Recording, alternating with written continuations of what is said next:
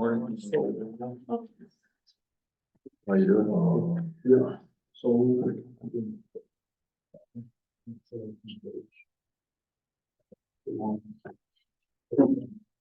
No. Oh, well, it's you and Barrett then, you know, I wouldn't have built. No.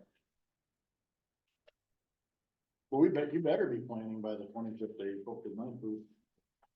Wild bees coming back week. Thank you, by the way. 33.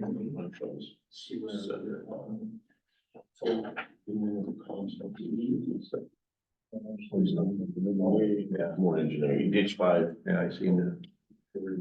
You get all emails from them through, so. Yeah, we're gonna have a ditch meeting, And if you go on in the Ashby. and it's forgiving all the ditches and Thing too. those guys are gonna be the highway department. What difference does that make? And 3, so that's Oh, what's. yeah, like I said, 200,000. Right, so, Road should be full. and he needs to kind of. I don't think I want to public when I'm talking to him about it.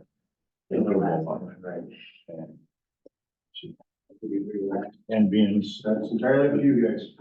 him, So I'm not saying it in any of it other than. that does all of our, This is a- you know, This is a. road. they've got the whole county, so we're not gonna It's working right now. pay 2 other ones Well, that aren't gonna stick, that won't be there.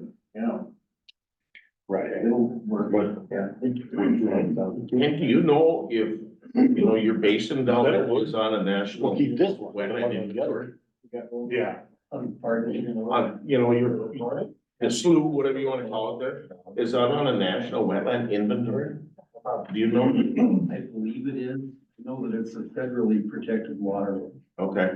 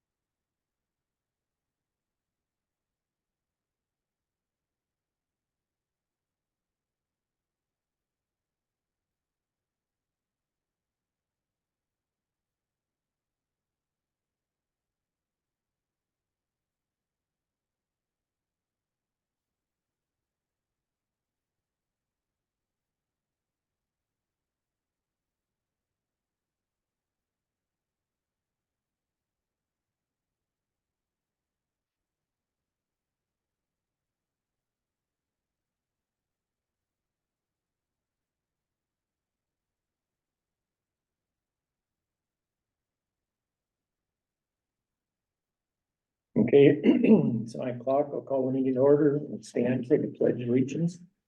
Pledge allegiance To the flag of the United States of America and to the republic for which it stands, one nation, under God, indivisible, with liberty and justice for all.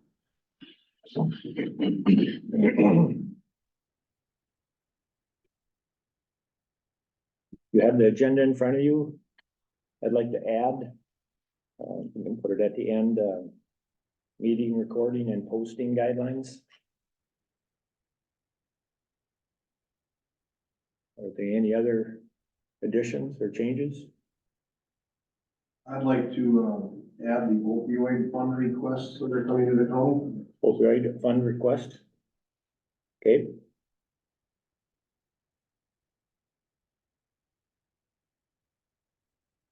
Anything else? If not, is there a motion to approve the agenda with those 2 additions? So move. Second. All in favor, say aye. Aye. Excuse me. Passed. Next, we have the meeting minutes from last meeting.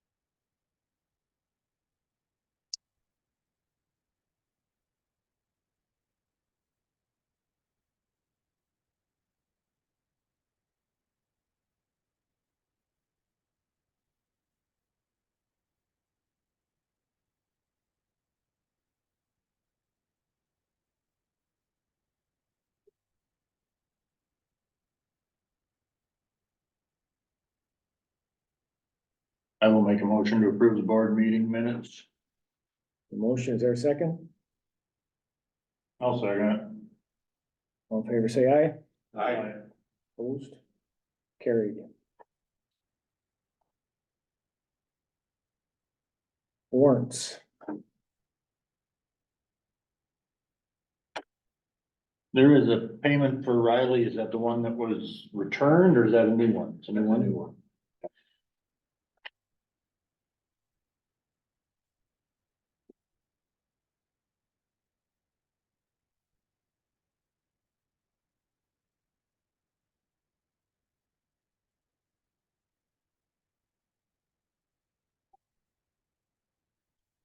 On page of the side for that, and the cover page.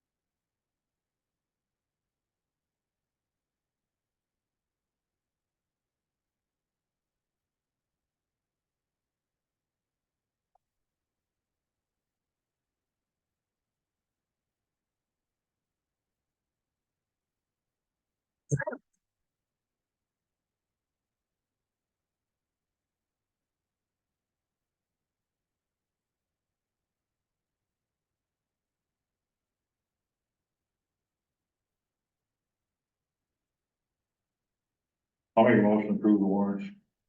Second. Motion and a second. For additional discussion.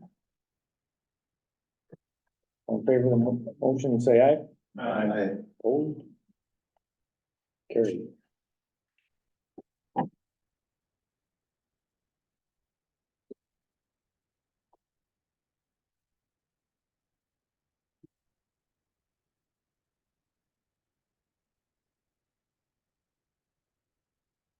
Don, are you, can you hear us? Can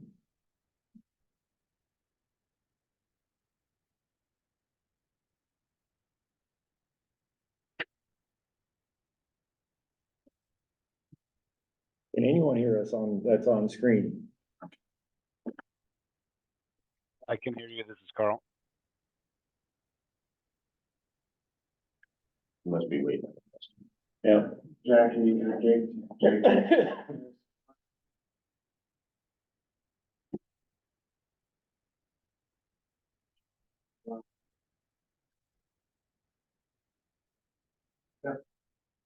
Recording is good.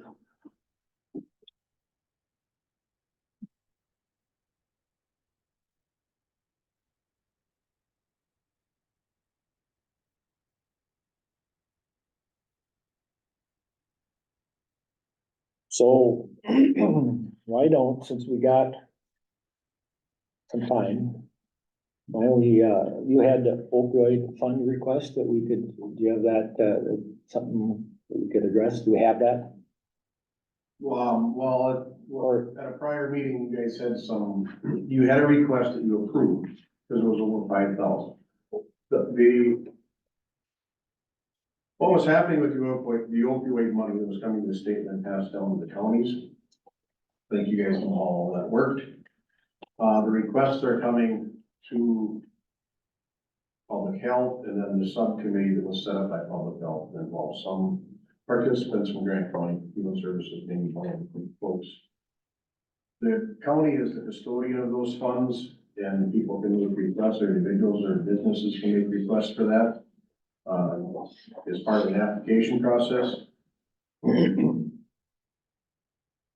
What process do you, as the county board, want to have when applicants are made, or applications are made?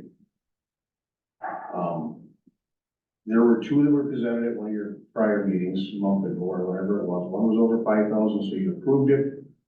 One was not. Do I just go ahead and pay those?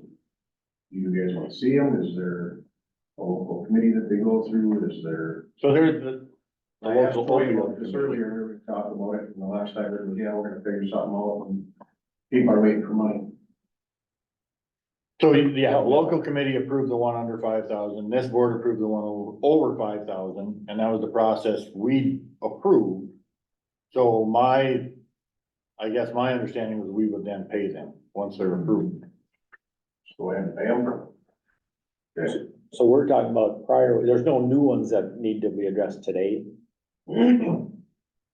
But back to what Troy said, then would that be our standard procedure, that if they're under the committee or, Well, this board's already approved that. yeah, We approved that under 5,000, the opioid committee could approve. Over 5,000 had to come here. I would just add that once they're approved, they can be paid as long as you have what you need, if that's a 10, whatever it is you need. So as long as they submit a billing of some sort, I can pay them. Everything's good. yeah. Okay. That, Because I have not been involved in that opioid committee or funding or much tracking, reporting. There's gonna be a bunch of reporting for that money, and So that is being handled through Western Prairie, the reporting. yeah.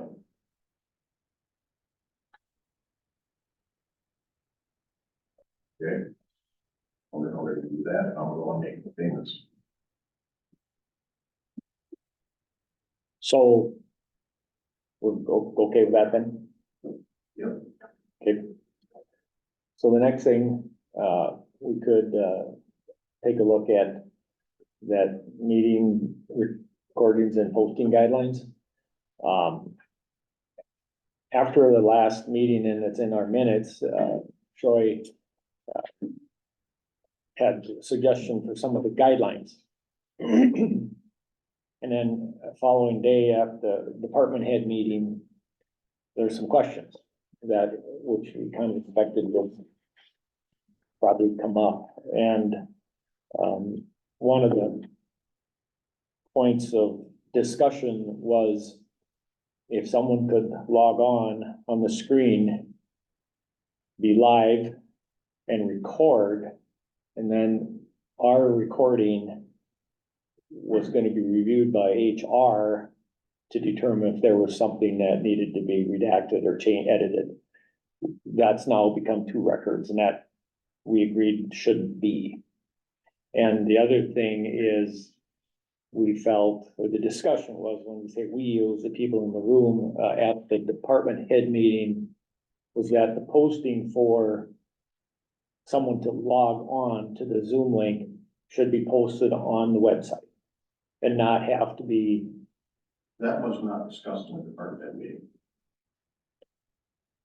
Okay. Maybe not. Okay, so that was maybe discussed with Justin and I, and some discussion with Ashley, but the point was, is that the process, if we're gonna be open and transparent, that someone should be able to log on and not have to contact Chad to get the Zoom link.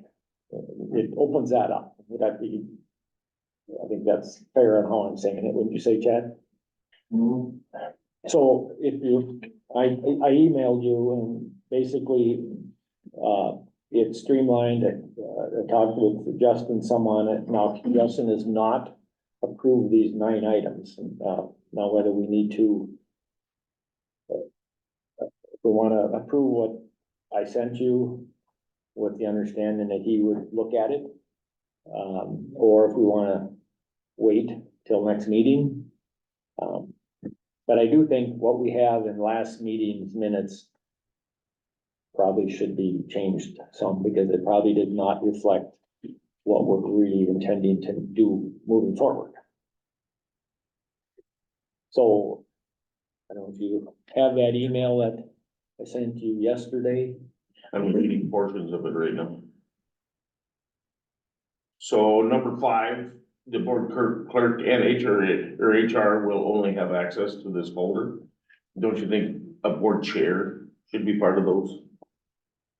If you wanna call it a team between the board clerk and the HR, shouldn't the board chair kind of weigh in on that?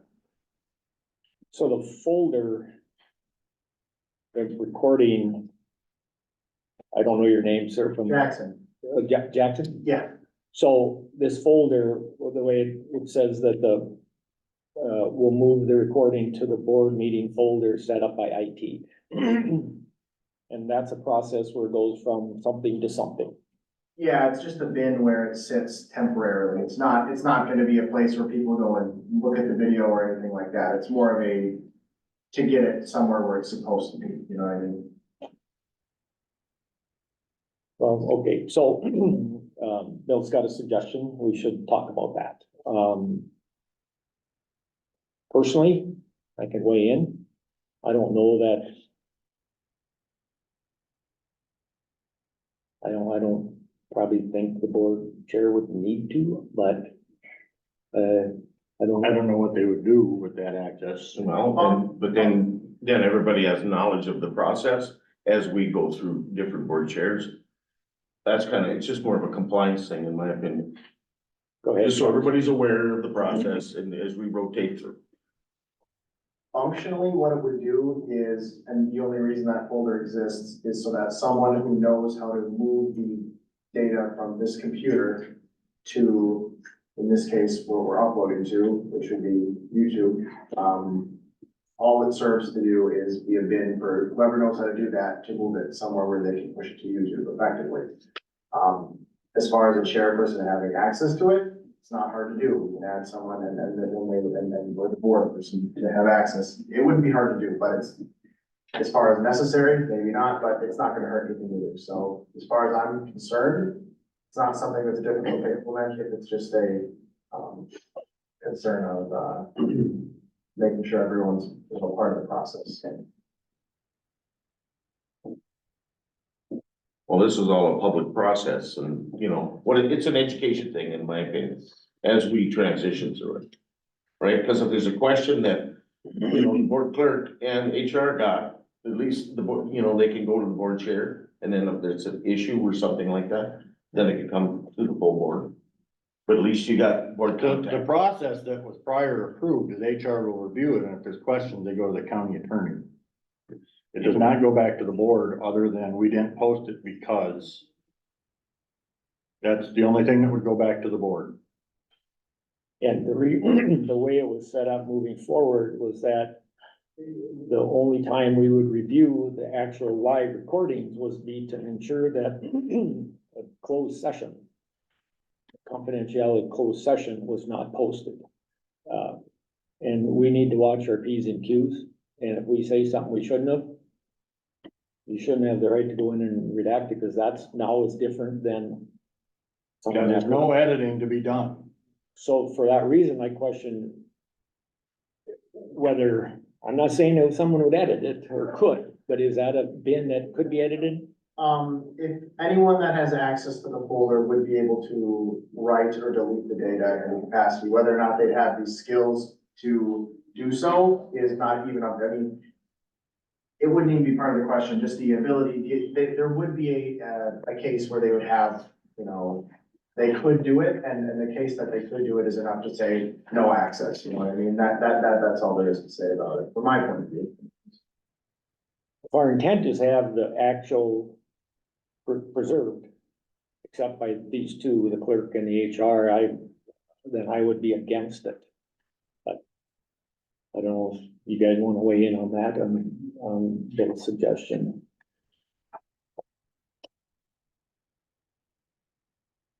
I would say let's come back to this. Okay, and I don't have a problem because this is a test today. We can, and I kind of agree with you. I wanted to put something in front of ourselves because what's in the minutes isn't necessarily wrong, but it doesn't appear that we're gonna put Ashley in a position to potentially edit and redact as we move forward. So let's, Absolutely not. There's no way I would support editing redacted. That is not what truly happened. Yep. It is if non-public, private, personal data is for some reason discussed, we don't post it so that we don't post it. The individual who said it, if somebody else recorded it, that's the individual that said it. That's their problem. There is no way I would support, and I think Justin would have a huge problem if we get into editing and redacting. That is not, no, that's the wrong path to be looking down. so that's why we need to change what's in that motion. Cause it says that. It says that we would edit and redact, or does it say that we just wouldn't post that? If there's a question about a recording having confidential information, non-public or private, HR will consult the county attorney. It's deemed will not be posted and a report will be sent to the board. Right, it Right. just says that we're not posting it because there's personal, non-public. It doesn't say anything about redacting. But that gets back to the integrity between what they heard and could record and what. And they The should be, spirit and intent, so I think I agree with Troy. We have a difference in a sense, so we should get some more input and bring this back to the next meeting. And with that, I've got. Before you adjourn, I'd like to add some stuff, but I know Ken's time is, we're diving into it, so. Yeah, about this you wanna add? Okay, so we're gonna leave it on the agenda to look at, and then I'll ask Mr. Marshall to come forward and, I got us 4 minutes late now. Well, I won't take long, but I do have a 10 o'clock issue that I have to do, so. I don't think, I mean, all of you know what I'm here about. I'm here about the County Road 10 project and I hope that I don't come here appearing to be a complainer, but I guess there's no other, you know, that's probably what I look like, but you know, we've had, the County Road 10 project didn't go the way that anybody wanted it to go. I get that. All of us wish that things would have been different. And Clean and I own all of the wetland that lies to the east of County Road 10. We own part of it that's on the west side. But the part that I'm most concerned about is on the east side of the road. And you know, we granted an easement to begin with, like all, you know, bordering land owners did, and didn't complain about anything. We knew we'd lose some trees coming up through the woods, but what started to happen as the surcharge continued to pile up is that it continued to bulge out into our wetland. And you know, I addressed it a couple of times with the different county engineers and with Justin, and I've talked with a number of you, and last spring when the road was really still sinking and the culverts were, you know, basically pointing straight up in the air, we had water backed up clear up into our food plot or cropland. And it was deep enough so that some of our oak and ash trees that had been there for 140 years were standing in water. And then when the windstorm came through, the roots no longer held. And so then over they went and, I get it, okay, they're just trees, but there are trees and the last time that I met with, not the last time, the time before, county engineer bought a map of the wetland that was affected, that was not within the easement. And I think everyone understands and agrees that the surcharge went way beyond our easement. And it went way beyond the work order, where the work was to be conducted. And, we have a ton of surcharge, thousands of tons of surcharge out in that wetland. And, the last kind of fix that was done was to go in and take the track hoe and kind of scrape the top off. And if you drive by there, you can see that. But then you can also see how high the rest of it is. It's 4 feet high. And eventually the water that comes through there will find a way through, I suspect. I've asked, getting back to that though, I mean, scraping the top off doesn't fix what would need to restore the wetland. I mean, if you fill a muffin tin, for instance, you fill it up overflowing, then scrape the top off, the bottom is still full, it's still packed. And so even even within the work area, we've got a solid wetland, not a natural wetland. I had asked Riley's to give me an estimate of what it would cost to actually go in and try to restore. And I think one of the concerns was that even if they could do that, if they pulled out all that excess surcharge, I think the road would sink again. And secondly, we'd be talking about hundreds of thousands of dollars to try to accomplish that kind of thing. I didn't bring my maps along, but at one time there was a proposal to restore about a 4-acre piece up in the cropland, up on top of our hill by the woods, as a method of replacing the damage that had been done.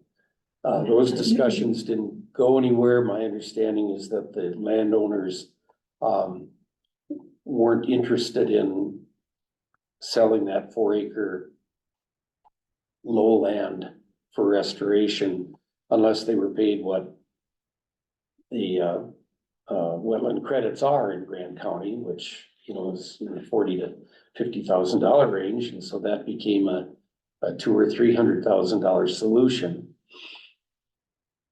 So we've been trying to work through DNR and trying to find different solutions to what we perceive as a real problem, and there really is none.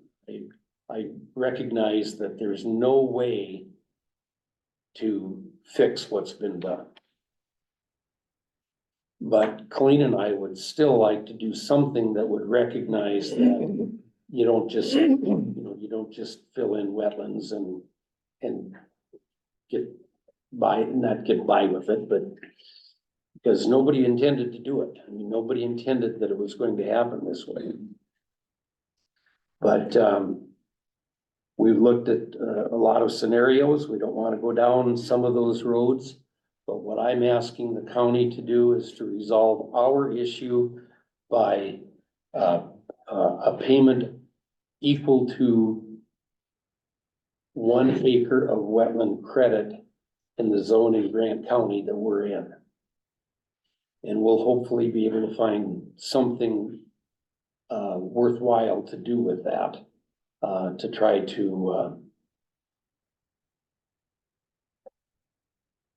remediate what we perceive as damage to the wetland.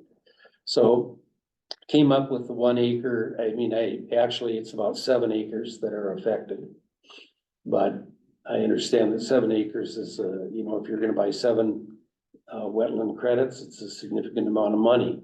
The 1 acre was taken from a map that was provided to me by the county engineer that shows just under an acre where the surcharge was really visible, piling up out of the ground. And so that's what we've landed on. And I've written to Justin and I've explained that, this is we don't feel that this is the extent of our damage, but we will agree to resolve our damages with this offer. And, I don't know that I have pictures, I have aerial photos. I don't think I need to show those to any of you. You've all been out there. And, it is what it is.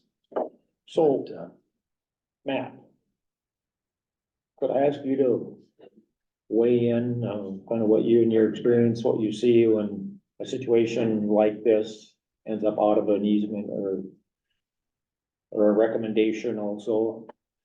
I know you've come in late in the innings on this project, but you have a lot of experience too, so. Well, typically you try to stay within the easements you have, obviously. And, everything that Kent said is true for what happened out there. During the surcharge, it displaced a lot of soil underneath the surface and caused heaving up in the wetland.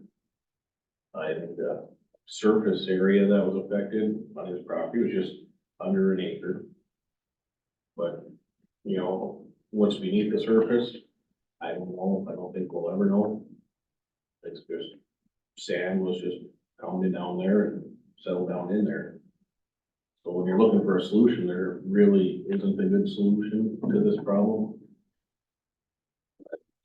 I talked it over with the highway committee. And I believe the recommendation from the highway committee would be to acquire an easement from him. And purchase that easement for the cost of a wetland credit. Which I believe was 42,000 in your October letter. I don't, Justin had a method of looking it up and I don't know what it is, but whatever it is, that's what it is. Yeah, that October, Justin was. So there's a recommendation, would there be a motion to accept Kent's request and Matt's recommendation to get the acquired easement and compensate Kent and Queen $42,000? I'll make that motion, Mr. Chair, as a recommendation from the highway committee and our meetings with the highway engineer. Is there a second? Second. No discussion. Well, my history is you haven't came right out and said it, you've insinuated since this project started that there was gonna be legal action against the county. And leaves a bad taste in my mouth, because that just seems like it went from this one to that one, and that's where I'm at. Just to touch on a little bit, I made that second with reservations. We only got so much money to work with on transportation needs throughout the county. So what that does is, that'll take away from maintenance and construction dollars somewhere in the county. So, but if anybody was sitting in your shoes, they'd want the same thing. Okay, and the county has to do the right thing, in my opinion. So that's where I'm at. One of the best deals in life is lose-lose. And that means Kent and Queen probably got potentially a little less than they thought they should have. And based on the history of the narrative of what's taken place over the last month, we probably paid a little more than we should have. And that's called negotiating and coming together, it's lose-lose. I do believe this would, what Troy mentioned, I mean, we're not gonna be having a lawsuit coming after we I've told, in my letters to Justin will verify this. I've told Justin, county attorney many times, we're gonna sue the county. Yeah. Not gonna do it. We live here, we've lived here forever. And that's not something we're gonna do. I believe that. But, it's not the money. That's not really what we're after. If there were a way to just fix this, that's what I would ask you to do. If this was a 2-acre pond, we could go in there with a track hoe and dig it out. But we can't undo it. What I wanna do is to try to find some other project that we can use those funds for, that will recognize that, wetlands and wildlife, are important. They're important to us, and that we didn't just let it go. That's what I'm doing. All in favor of the motion, say aye. Aye. Opposed? Nay. Carried. So we'll, between you and Matt, can get the easement and get the paperwork. And it'll be a kind of a retroactive easement. I mean, it's, Yeah. because it's done, but So, you can.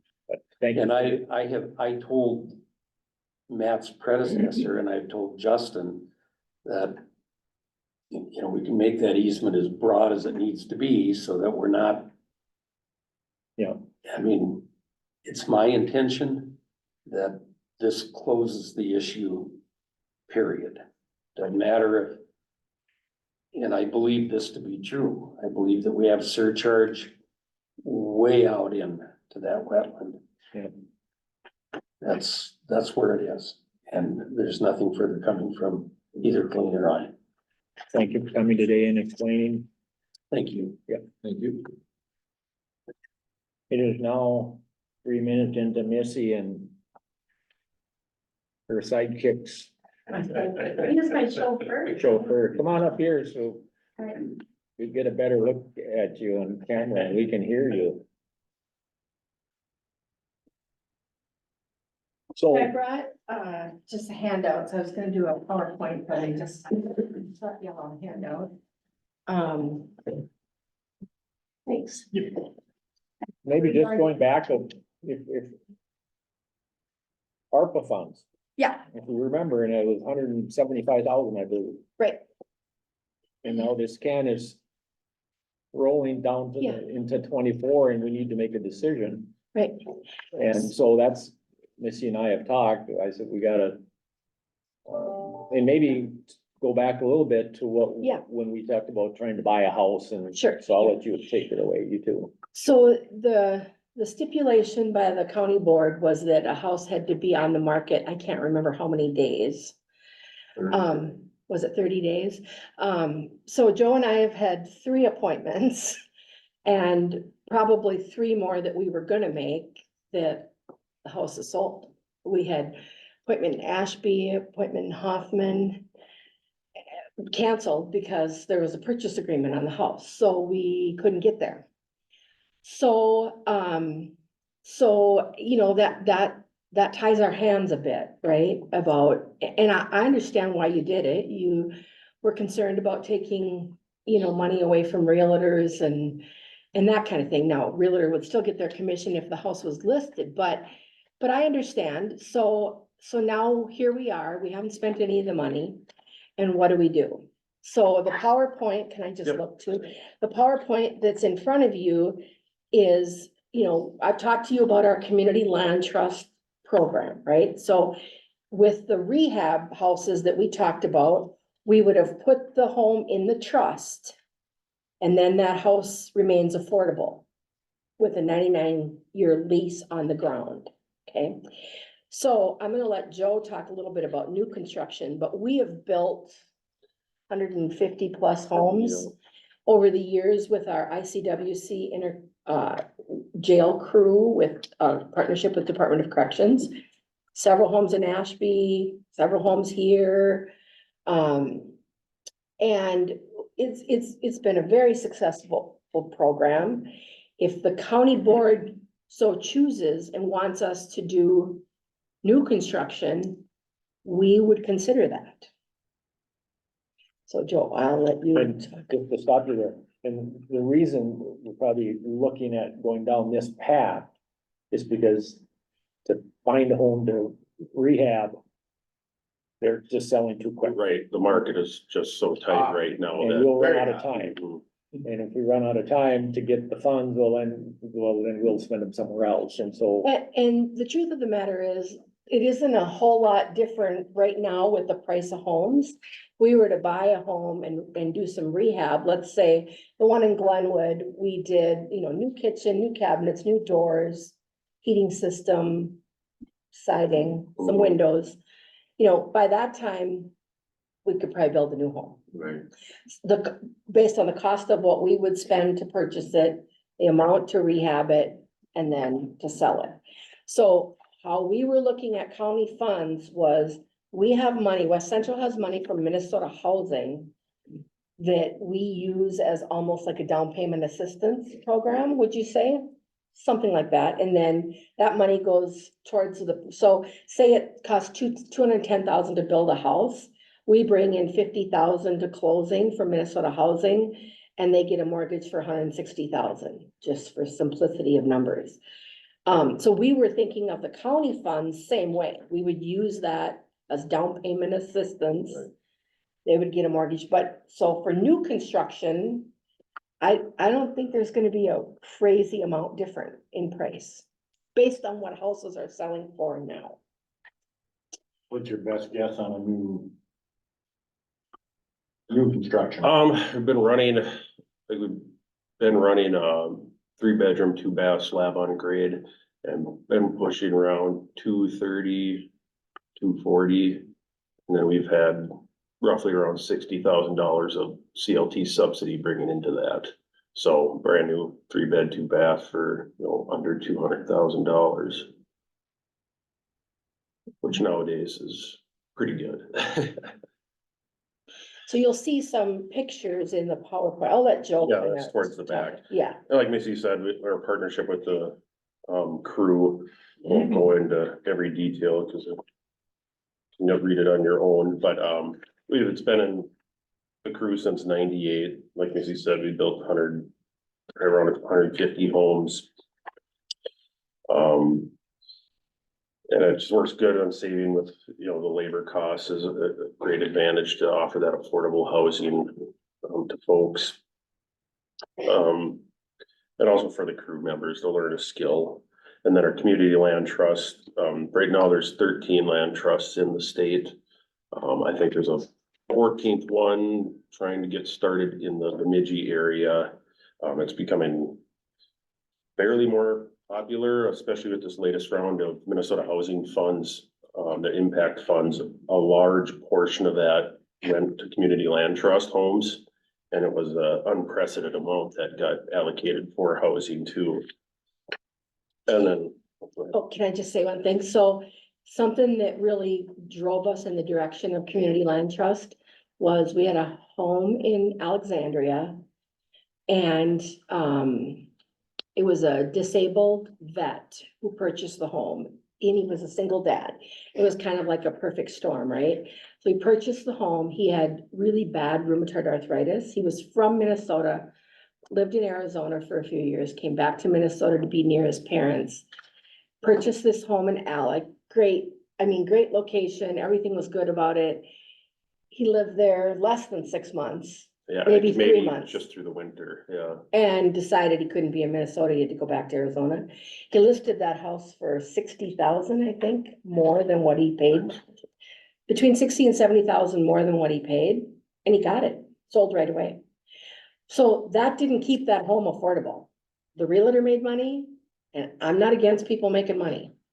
But that's, so that took that house out of affordability.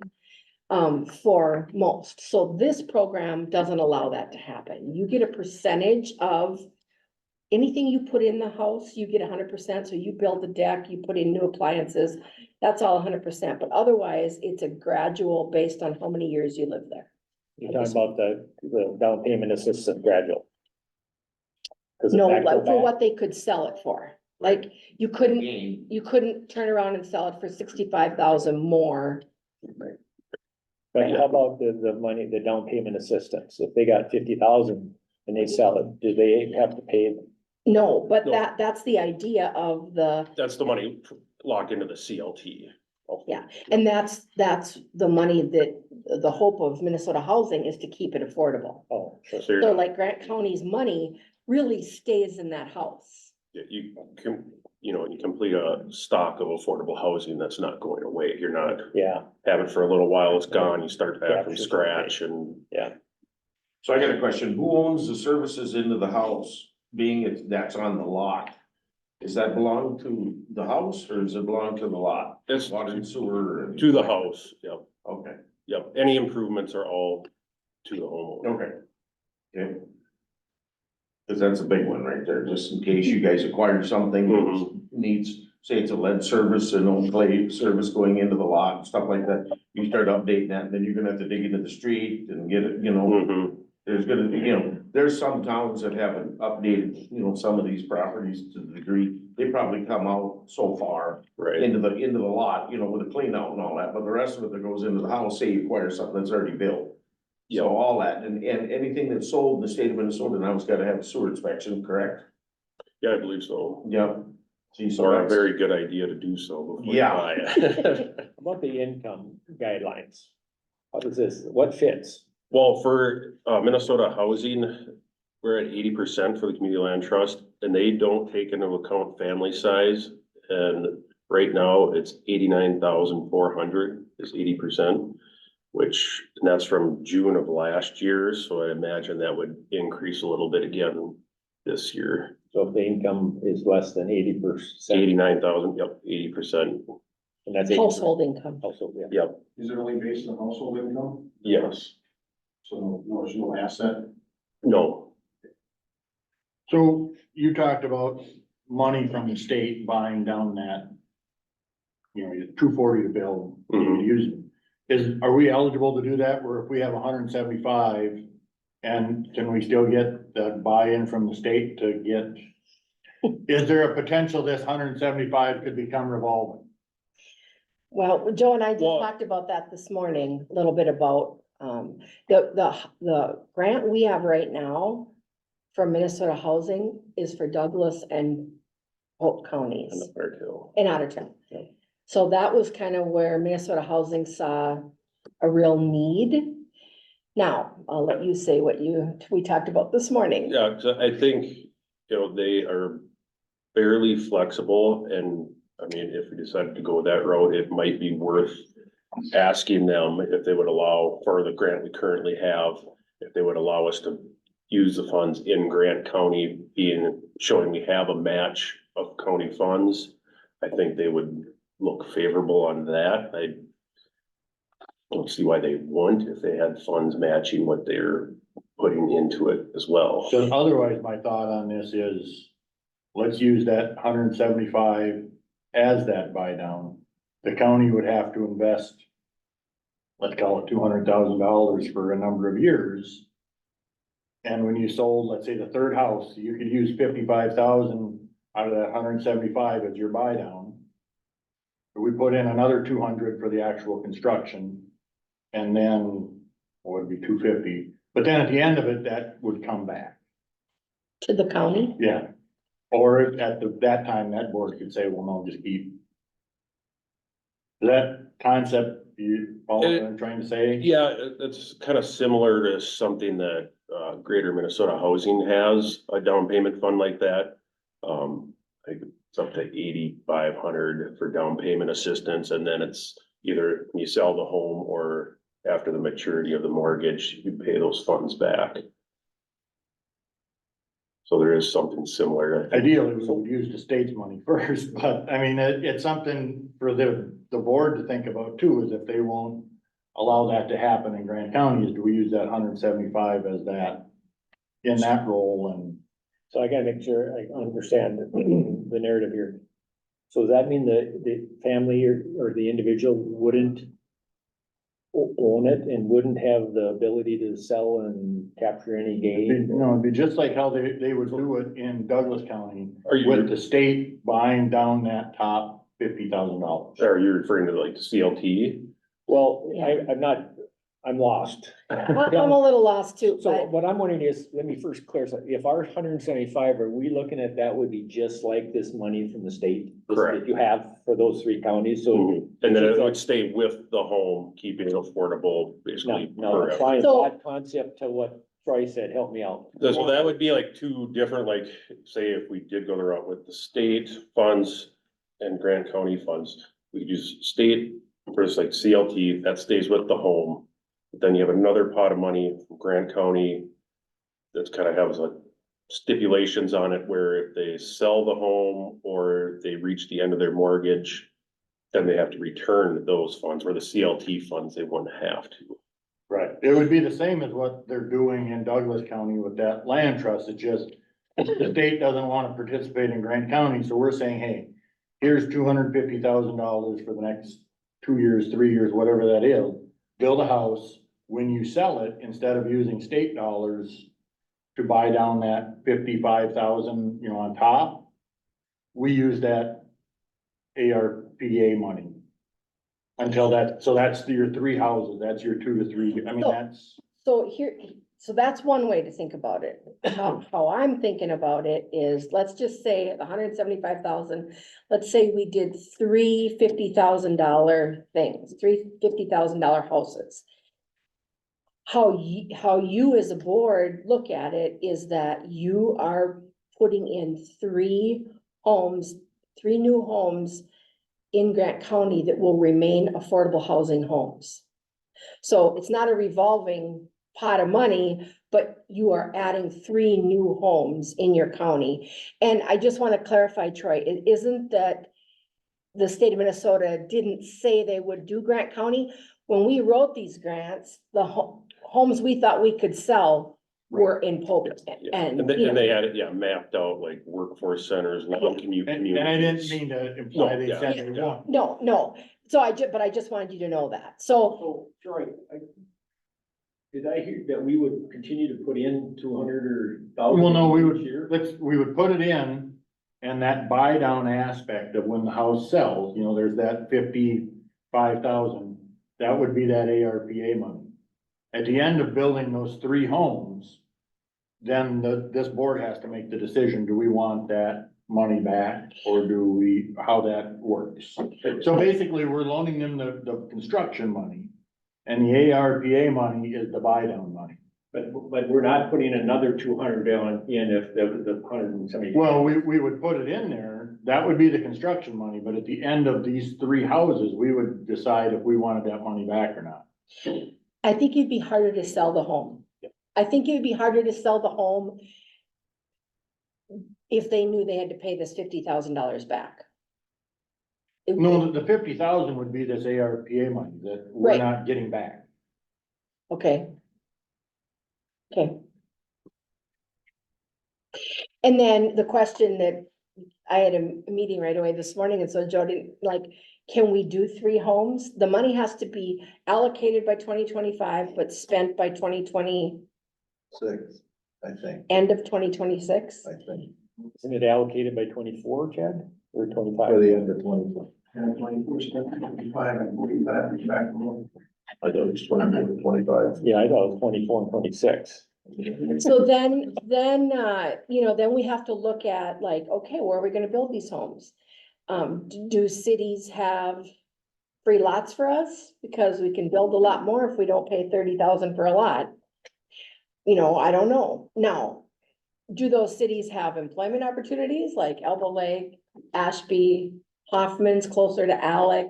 You know, like we would, you know, I almost see us like doing an RFP to the cities in Grant County and saying, what do you got? And then we would make a decision based on where we think we can sell the house, basically, right? You know, but it all starts with, like, we have not been successful buying a rehab home. We haven't. So what does the county board, where do you want us to go? Now, maybe you want to say, you do 1 home and you reduce the money. Like, we're okay with that, but we need direction from you all on how we proceed next. I got a question, a family moves in there, say, whatever, younger, older. What if something happens, say if it's happened to you or something like that, how would you get this property back out of probate? Say both of them, were just, you know what I mean? It ended up where something happened there, catastrophic. They own the home. We do not own the Okay. home. We have a ground lease on the land Right. for 99 years. They own that home. That's not our issue. Okay, so it would be anything, like any other. It's real estate. inheritable.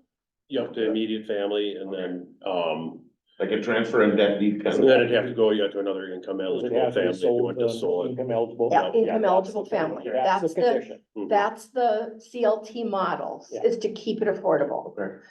So a realtor can't come in and buy it and make 60,000. So on any of these new homes then, they don't own the ground it sits on. Right. Yep, they lease it. Never will, 99-year lease or perpetual, Mhm. right? So,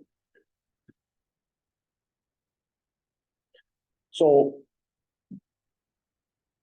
Troy had an idea, and I gotta admit, I'm not fully sure if I understand it, and I don't have a problem admitting it.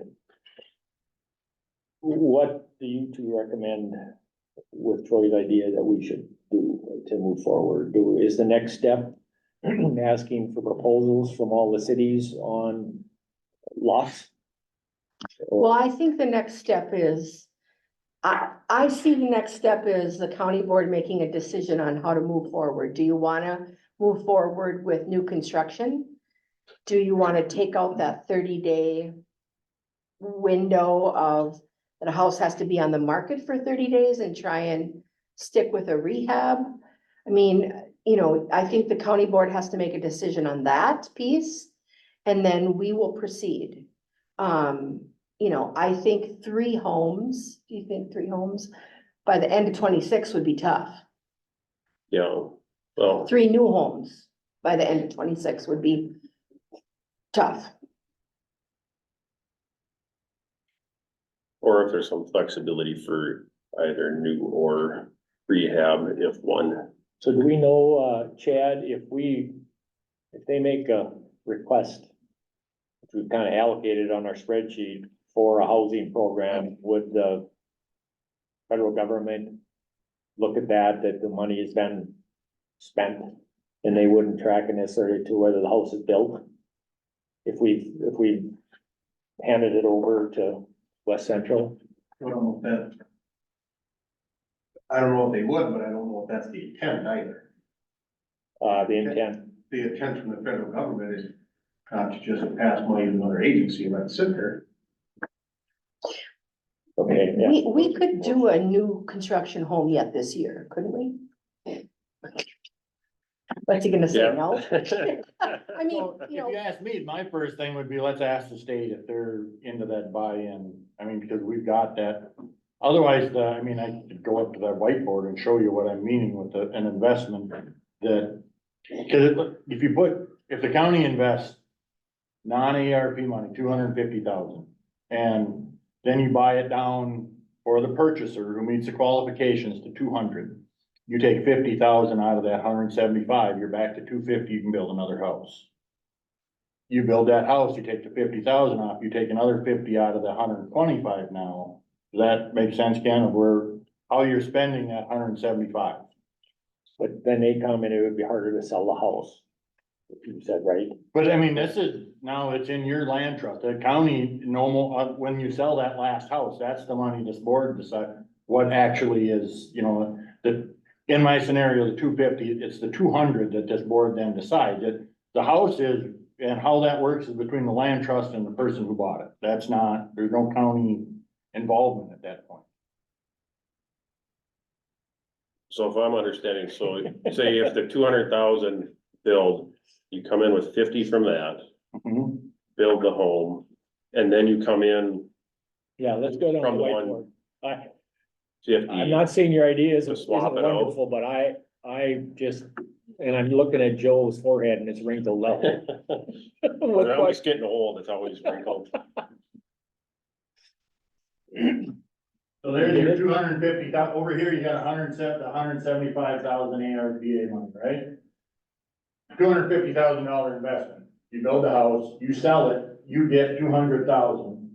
Cause you have $50,000, however From you. ARPA. No, Right, so this is how you get, that 50,000, that, right, your 50,000 here brings you back down to 125 now, but now you've got 250,000 to build another house. And when you sell that, with the rental assistance of 50,000, you're back to 200, take another 50. And then that's the land trust, that's all, it's just like this 50,000 came from the state rather than from our ARPA money. Does that make better sense? yeah, so it's basically 250,000 for construction funds. Right, and at the end of that, whatever, if that's 3 houses, you get them done, or let's say it's 2, at the end of it, there's the 200,000 that you actually get, well, that's where the board goes back to the board and say, what do you wanna do with this money? You know, if it's a full 3, there's only 225, so. Yeah. If it was 2, there'd be 250 back there, we can take out of here, right, so. So the 50,000, that would come back after that person sold the house? No, it's gone. Cause this is the ARPA money we're supposed to get out there and do something with. Yeah, This 50,000, once it gets transferred back over here, it's gone out of here. We're not gonna see that again. We're not supposed to see that again. We're No, supposed to get it out there and spend it. You suppose that real estate return quick enough to have that return? I don't, that but makes sense, Joe. That's where I'm driving at. You know, this might all work in that, in a quick scenario of revolving But funds coming Seems like an back. extra But step if they're not, I mean, Or you somebody's just gonna be take there for 50, right? 50 years. out of it. You know, where does it end then? Where does it start, where does it end?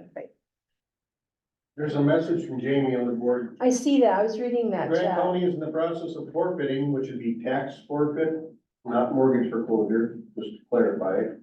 Property tax forfeit, quite a few properties in the next few months, maybe these are something that would be worth looking into purchasing for those new homes. So purchasing the lot, basically, is what they're saying. Um, Jamie, is that what you mean? Jamie, can you hear us? Yeah. Yep, that's what I mean. So that's not a bad idea, but the cleanup and demolition is very expensive. You know, I mean, it's not a bad idea, I know that that's expensive.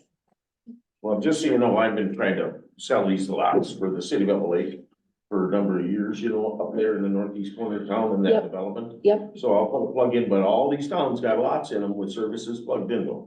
Okay, so, you know, you guys, it's in your world to be able to do that. But, you know, in all retrospect, those lots are probably, you know, if you go to Alec, they're $40,000 to $70,000. And these are free up here, and they're brand new street and curb and gutter and, you know, Water and sewer is in. all done. But they're not, you can't put a full 8 or 9 foot basement. They gotta be more of a slab on grade. I think we would build slab ungrading, but we built, I wish I could give you a tour of the one in Brandon. It's just such a cool house and we sold that right away and we have another one going up in Brandon and interest already and it hasn't started. We'll just, So this Chad's, or Troy's idea, and that necessarily doesn't have to be formulated today, but one of the things, a couple of things, one is, do we wanna remove that requirement to purchase a home right away and look at a remodel, refurbish? If we say no, because then do we agree that we should proceed to send out the proposals to all the communities to find a lot and proceed with new? And then the other piece can be determined, because we've got the 175 and some of the specifics can be worked out, but I think we should start the process. And so I'd ask the board is what's your feeling on the requirement, the restrictions that we put to purchase a home to look at remodeling or refurbishing? when you do look at these homes, you look at the bones of it, you look at the foundation, and Mhm. just to see if this thing is even worth the, you know. Right, exactly, like checking out, the big ticket items. Square footages and where things are at. and, Yeah. you know, We looked at whether a you can couple Do in Alec. anything on the lot, you know, little postage stamp and, you know what I mean? So next question, do you guys, say you get a tax forfeiture with, do you guys approve, you survey the piece of property, you update the abstract and the whole 9 years and get all that ramped up, so that part's done? We haven't done that. We've never done that. We've never purchased tax forfeited property. Okay, We looked at a couple homes in Alec in the past few months that just were not good fits. You know, they gotta be a good fit. If they need siding and windows and new roof and, you know, then that limits what you can do with new windows and new kitchen and new doors and, you know, so. It has to be the right fit. The one in Glenwood was a great fit, you know, but. To me, the fact that we can't get to that 30 days tells me we need more homes. Yeah. That's why I would say we need to look at the new aspect of it, because I don't want, like I said before, I don't want government money competing with the private market. And if they can't get to 30 days on a house, then it says we need more. Well, we've seen in Hoffman, there's some contractors that have purchased homes, fixed them up and sold them. Mhm. And they're doing it on the end, and which we shouldn't compete with that model, because that's private enterprise at its greatest. So with that thought, I don't, do you agree with that? Well, my thoughts are, if we do this at all, then build new. And do one and get it done with. Because that ARPA money has to be designated by the end of this year. And do one and get it done with. And, you know, we'll move on, because there's a lot of housing issues in the county that need to be addressed too. Where they're gonna need money and stuff too. So I say build new and do it as quick as we can with that. Oh, we with that money. gotta spend it or we'll lose it. I mean, Yeah. So would it be reasonable to think that late summer we could have a home done in Grant County?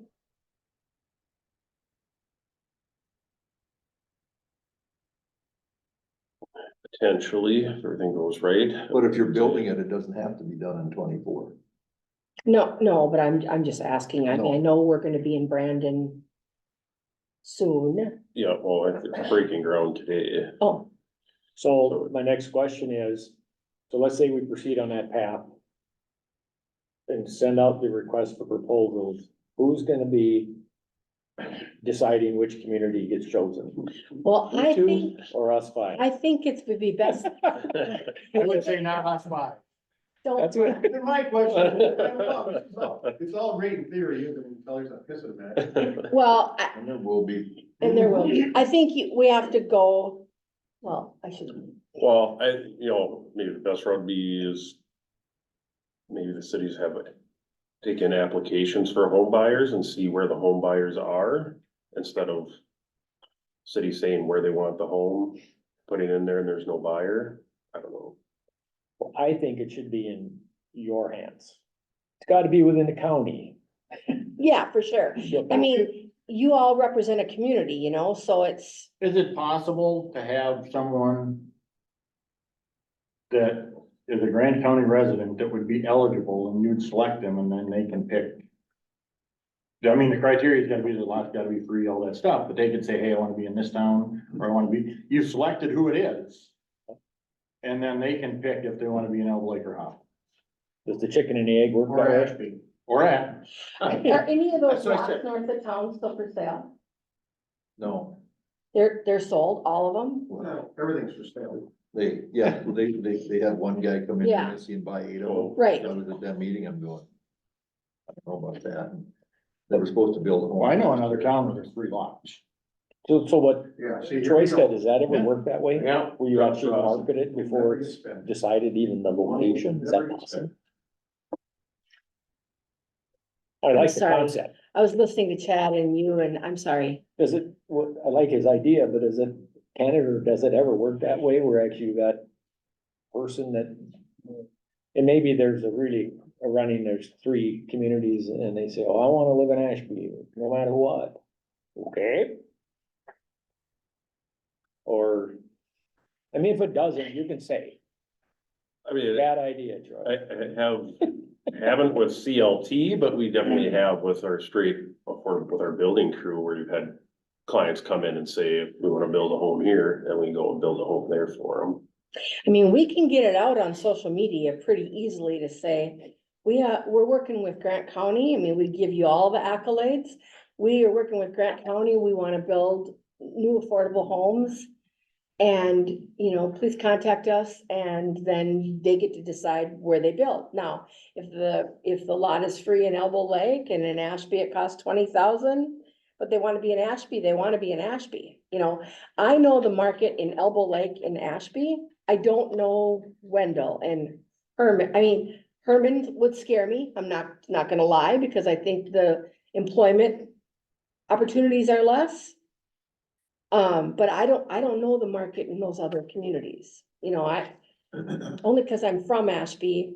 But That's where you not my say address lots anymore, gotta be but what's that? free. That's where you'd say the lot's gotta be free, it's gonna be in this community land trust. But we don't build on free lots. We spend $30,000-$40,000 on lots in Alexandria. We do, They're right? gonna wanna get paid for the improvements. So how do we, Plus, we pay for the improvements. in essence of time, how do we move to Ashby Ambulance from this discussion? You need to make a decision if you want to empower us for new construction, and then we'll get to work. But if this is a board decision that, you know, we can take it, right? We can take it, but we gotta know your intentions. So is there a motion to proceed with, West Central on the new construction CLT model, and to send out RFPs to all the communities for lots? I will make that motion with the addition that these two presenting select a community, and they just come back to us with that. Okay. You got that, Chad? No. He's writing.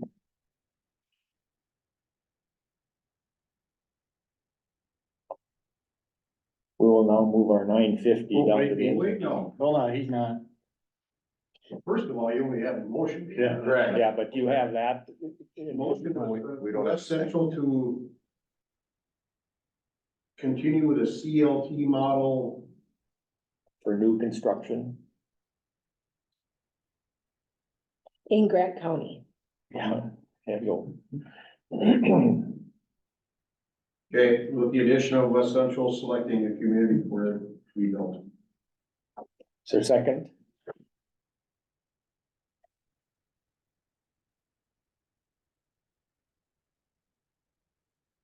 Is there a second to the motion? I'll second it.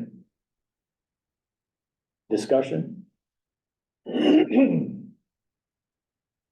I think that now, if this gets approved, then we gotta, there's gotta be a decision made here. Cause we're not sending this money back to the feds, cause we need this money. We could use it other places too, in the county. Oh, it's gonna stay in the housing arena. I don't think there's any question that you guys can spend the money, right? We just gotta get the ball rolling. Well, we don't know that though. If it would stay there, if this house didn't get built, we don't know it would stay with, West Central Community Action. That would have to be something else. There'd be another, motion, I guess. I'm not following your question. What are you talking about? Yeah, you said the money would stay with them even if we Oh. didn't build the house. And I think that would take a separate motion, because there's other Yeah. spots we could use that money in the county. There's no doubt about that, so. I don't know, is that discussion that relates to the motion, or is that a discussion that relates to another? No, it was just Discussion, discussion, so. and I have a discussion too, I mean, if you guys gonna be able to come back and give us like a monthly update on the progress? Or Sure. every couple months or something, at least we kind of know, just so we can kind of plan, Right. okay? But if that could be a possibility, that's what I would like to see, so then, you know, I don't care, anywhere in the county, I'm indifferent, you know, I'm a county commissioner, not a city commissioner. So wherever this family and the eligibility and where this house is gonna get built, you know, is in your roles, right, which it should stay there, right? But we gotta kind of know Yeah. where In the my, performance of this thing moving forward. in my head, I'm thinking the first step would be to contact cities, right? See what's out there. Then the second, step would be to get some advertising out on like, does anybody want to build? And then see where they want to build. And fully noting that it might be free here, but it might be 10,000 here, and then see what we got. I mean, that's gonna take a couple months. Yeah, that's what I'm saying, a couple months, and then come back. Mhm. So we can kind of see if it's performing or not. I'm And if guessing, it isn't, you're ready to throw the towel in, then the way Dwight's talking, we can do something different. Okay? But I'm in agreement with letting you guys decide that too. Yes. Cause it just needs to be that way, or it's gonna be a big old, and I'm guessing that each commissioner will be talking to their respective communities before Missy gets to them. All in That's already favor, been done. all in favor of the motion, say aye. Aye. Opposed? Carried. All right, Thank you. we'll get to work. Thanks. And what I was saying, we're gonna move our 9:50 down to the end of the agenda. Guideline for requests and resolutions, proclamations, and then we'll have Spock come forward. Also known as Mark. Ashby Ambulance. I'm not techie enough to have any electronic papers, so I have paper papers. And put them in the orders I will talk about those.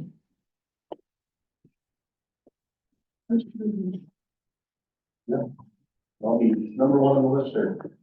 Thank you, Missy. You can decide right now. how you doing? You bet. There's a couple. Oh, you got your packet. Oh, yeah, it's a whole packet. I've been busy.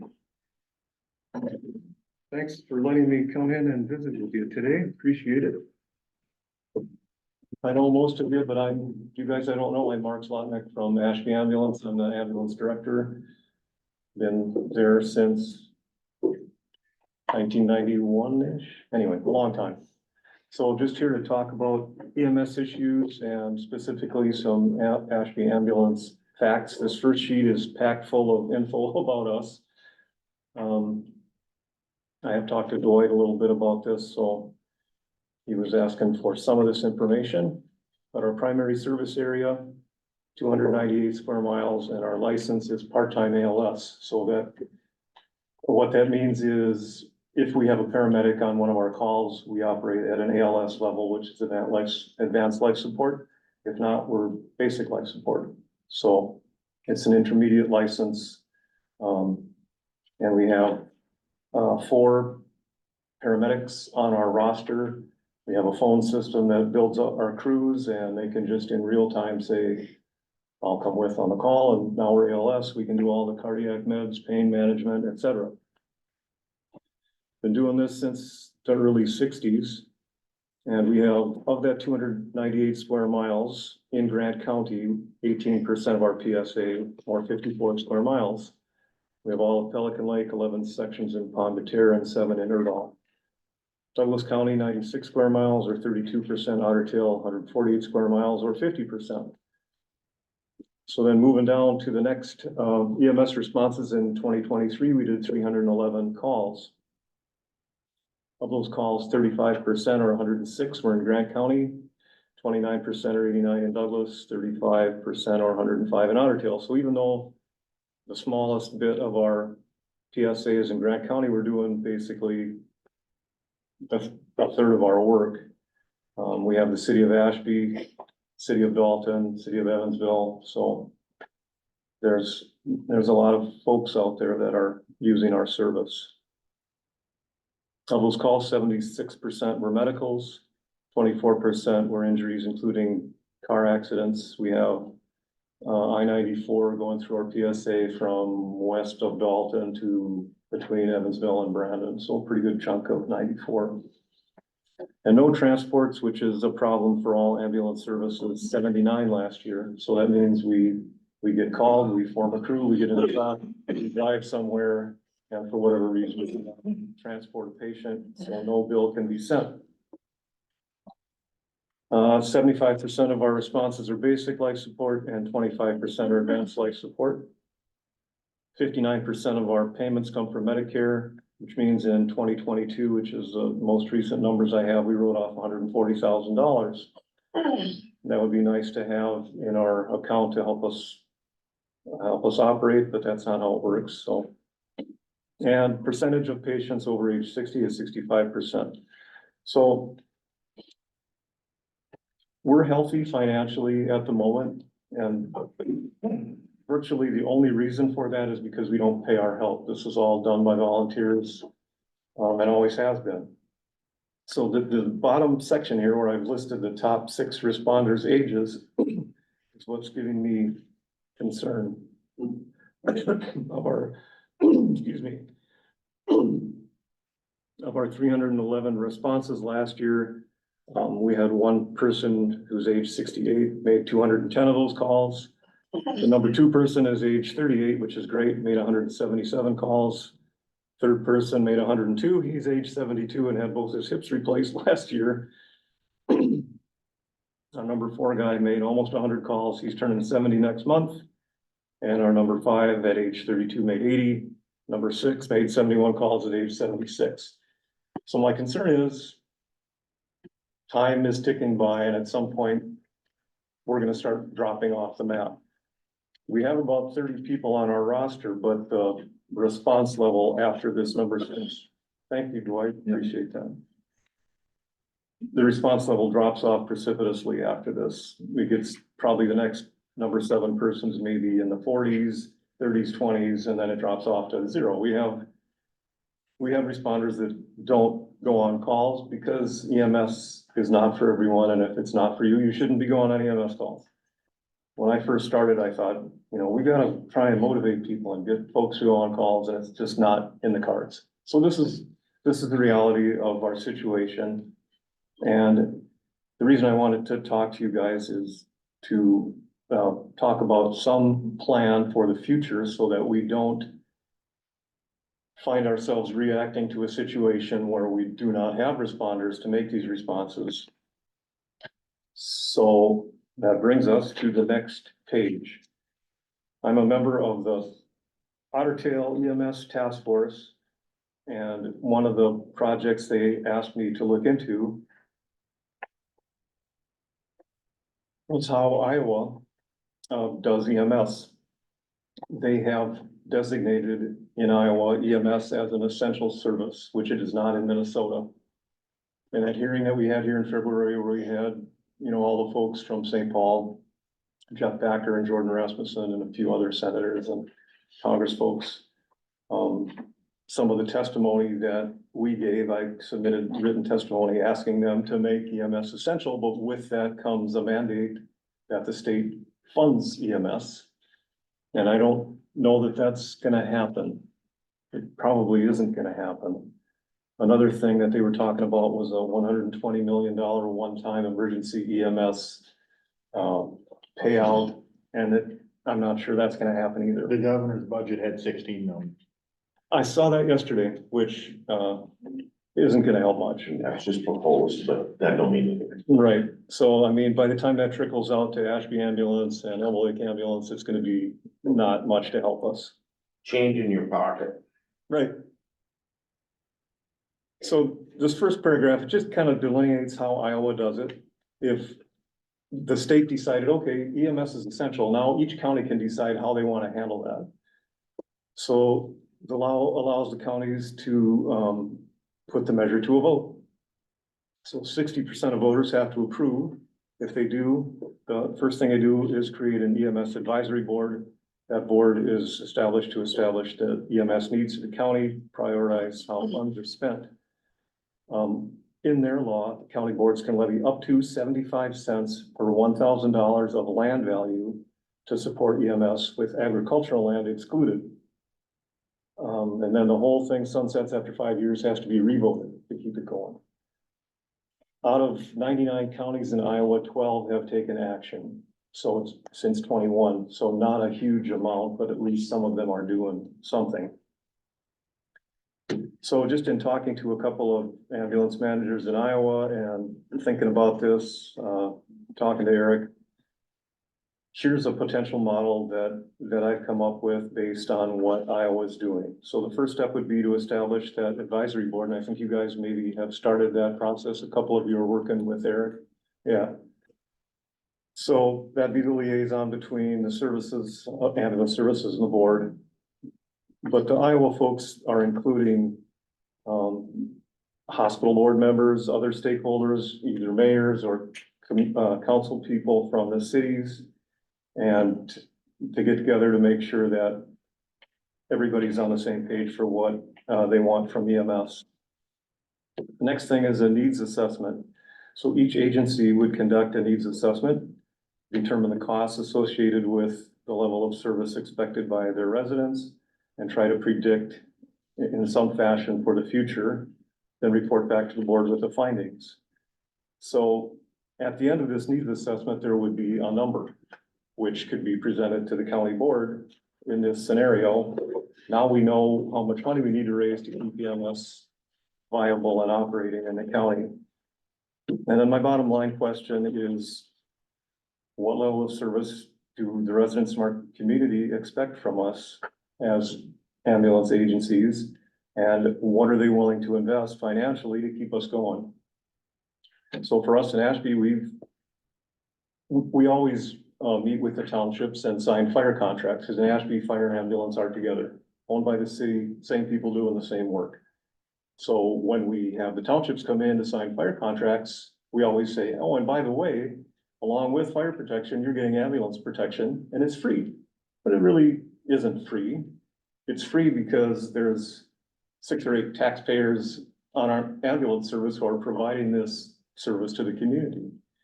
And it's fine as long as we can keep doing it. But I'm 68. My other homeboys are getting older. We were on a call last night. I was the youngest person in the truck. And at some point, that's gonna have to change, and we aren't seeing the young people with the commitment to come in and continue this at this level. So my goal and my reason for being here today is to just throw some ideas out to try and keep proactive and stay ahead of this so that day doesn't come when I come back and say, oops, 4 of our top responders are done. None of the young guys are taking over. Now what do we do? So I think this model could work for us. The needs assessment is something that Ashby needs to do, has not done yet. I know Hoffman is having issues. And Eric's working with them. And I know they would like to have him help with the administrative part of what they're doing. And I don't know, haven't talked to them personally, but would some funding help them continue to provide that service? And is that what the community wants from them? So these are the things that we need to find out. And this Otter Tail Task Force, we are working on a questionnaire. And as soon as we get the wording right, that'll be able to be distributed, and anybody, any community member can fill it out. You know, if you fall and break your leg and you need to go to the hospital, do you want pain medication, or are you okay with just getting splinted and toughing it out till you get there? I mean, that's the difference between ALS and BLS. And I can tell you that several of the agencies in Otter Tail County will be dropping their licensure from ALS, which means there's always a paramedic with pain meds and cardiac meds down to part-time ALS, which means the paramedics are gonna be on transfers to St. Cloud and the cities making money for the services. And when you fall and break your leg, you're gonna have EMTs, which is great. We'll throw a splint on you. We'll get you to the hospital in one piece, but you're not getting any pain medication. So these are the differences that we're trying to make clear to the public and let them decide. What do you want? We're willing to provide whatever you want, but we may not be able to give it to you for free anymore. So that's that part of my spiel. Is there any questions or comments or I got a anything I question. can clarify? So, I mean, obviously you've spent a lot of time and God bless you. What, your vision, what would you recommend this board, how we proceed? So, yeah, what I would recommend is for us to form an advisory board, which I think you've already started. And for us as a board then to get together and try to, maybe with the help of this questionnaire, get the word out to everybody in the county and say, here's what you currently have. What would you like to see for the future? And how can we help make that possible? So, and help me out, right, Bill, because now you know, there was talk about the $200,000 and going in for retirement benefits and equipment. But from what I understand and from what I've seen, that was centered on the Lake Region model / Elbow Lake. Right. Not leaving Ashby and Hoffman out, but with this establishing a county EMS advisory board, would that bridge that separation and bring everyone together? I think it would take a huge step towards doing so, and we're all dependent on each other. One of the things that will happen when neighboring services to Ashby drop their ALS certification is when we respond to a call and it's something that requires advanced life support, we call for an intercept. So if we're going to Evansville, we call North Ambulance. If we're going to Dalton, we'll call Ringgold. If they don't have paramedics available and we have somebody having a big old heart attack and needs cardiac medication, that's not gonna happen. So if they start having failures, those failures transfer to us. Now we have a patient that needs advanced life support and we can't provide it. If one of our medics isn't along and they can't provide one, we're on our own. And we'll do the best we can, but it may not be the best level of service for that situation. So yeah, to get back to your question, to have all of us working together and to be able to come back to you guys and say, you know, for 2024, Double Lake needs help. Ashby does not. Hoffman probably does, or maybe not. Maybe money isn't gonna solve their problems. I don't know. But I think what's gonna happen in Ashby when our providers that drop off the map can't continue is we're gonna have to hire somebody somehow. And that's gonna be a whole model that we've never done before, and we need to be thinking about that before it happens, so that when we need to do it, we can do it in a way that's effective. I got a question for you, Mark. Sure. Okay, what, would you say that Elbow Lake Ambulance, Lake Region Ambulance needs help? I believe they do. Eric is telling me they do, and so we just met here recently. And my question for him was, what happens to all the money that Elbow Lake Ambulance earns? Because they do transfers. I mean, they're busy all the time. It goes back into the Lake Region bucket of money, and he really doesn't get to use that per se to operate the service. So when he needs something, he has to go to the hospital board and ask for it. And I said, what would happen if they just let you use the money that your service earns? And he said, that'd be great. So there are so many ambulance models, you know, we're city owned, so we have para, we have retirement, we're good. We don't need any help there. But even your people that aren't firemen, do they get para? Yes, if we have a participation requirement. So if you are an EMT who is not a fireman and you help on the ambulance and come to training and come to meetings and you meet a certain minimum criteria, you get in our para plan, which I think is $1,300 a year right now. Through the Relief Association, correct? Exactly. We put them on our relief association. Where with Elbow Lake Ambulance, because they're owned by a corporation, they don't have a pension. So, okay, that was a good answer. I'm glad I could hear that, but, so Elbow Lake, they cover all of Grant County, all 16 townships, right? I'm not. really That's what Eric. Yeah, I think when the PSAs were laid out, Yeah. there's such a thing as overlap areas, because we have in our PSA 54 square miles covered by Ashby Ambulance, and I'm not sure how much Hoffman has. It's a smaller chunk, probably similar to ours. So there's also overlap in Douglas. North Ambulance has all of Douglas County, but we still respond to 96 square miles. That's our PSA. So this all kind of evolved back in the 70s, and we actually have tried to get some of these overlaps in Douglas sorted out, and the state doesn't want anything to do with it. They tell us, you work it out. So bottom line is, we all need to be healthy, and these problems affect all of us, but there are different models, so there are different challenges, like with Eric's group not having retirement. Ringgold Ambulance in Fergus, owned by a family.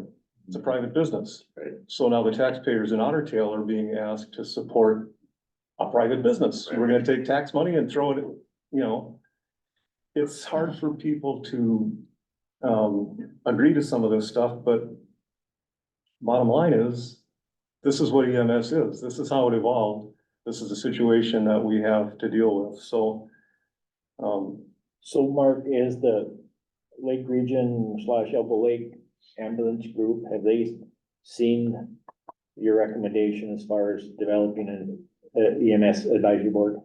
I talked to Eric about this. I guess I haven't shown him this specific thing because like always with my homework, I just did this last night after I talked to Dwight yesterday. So, but I will share this with Eric. So he is aware of it? Yes. Was he reacting to it or supporting of it? His thinking too, when we visited was, yeah, we all need to work together. So the question I have then is your first sentence where you're talking about an advisory board is a liaison between the ambulance services, which is all three, Mhm. and the county board. Who should drive the bus? The ambulance service people or the county board? I don't know. What do you guys think? I mean, I think it doesn't should be an matter. ambulance board and then we're just the fiduciary. Yeah, and there may be more than financial things that we're asking for too, but I think just having you guys involved and knowing what's happening in EMS is gonna be a huge help. Just think of the average citizen out there that doesn't know anything about any of this until they call 911 and they just hope someone's gonna show up and help them. So another thing that Otter Tail's trying to do is they have like a county social media page or some kind of online presence. Let the citizens know that there's gonna be an event of some kind. We're gonna try and get our questionnaire and some of this information out to everyone. And I think that would be one of the jobs of this advisory board is to try and make public what's happening and let people know and get their input. Cause ultimately, they're gonna decide what happens. So how does the board feel about moving forward with the advisory board concept? And then we'll talk about who's driving the bus. Doyle? Well, we gotta get something figured out or we're not gonna have anybody.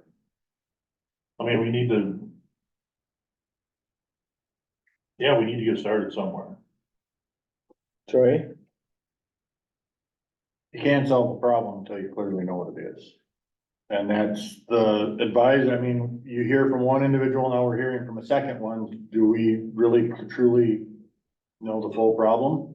I don't know that we do, so an advisory council is a good step. One of the things I've advocated is, you look at this no transport, 25% of how many of them were actually a 911 call and how many were it's just convenient?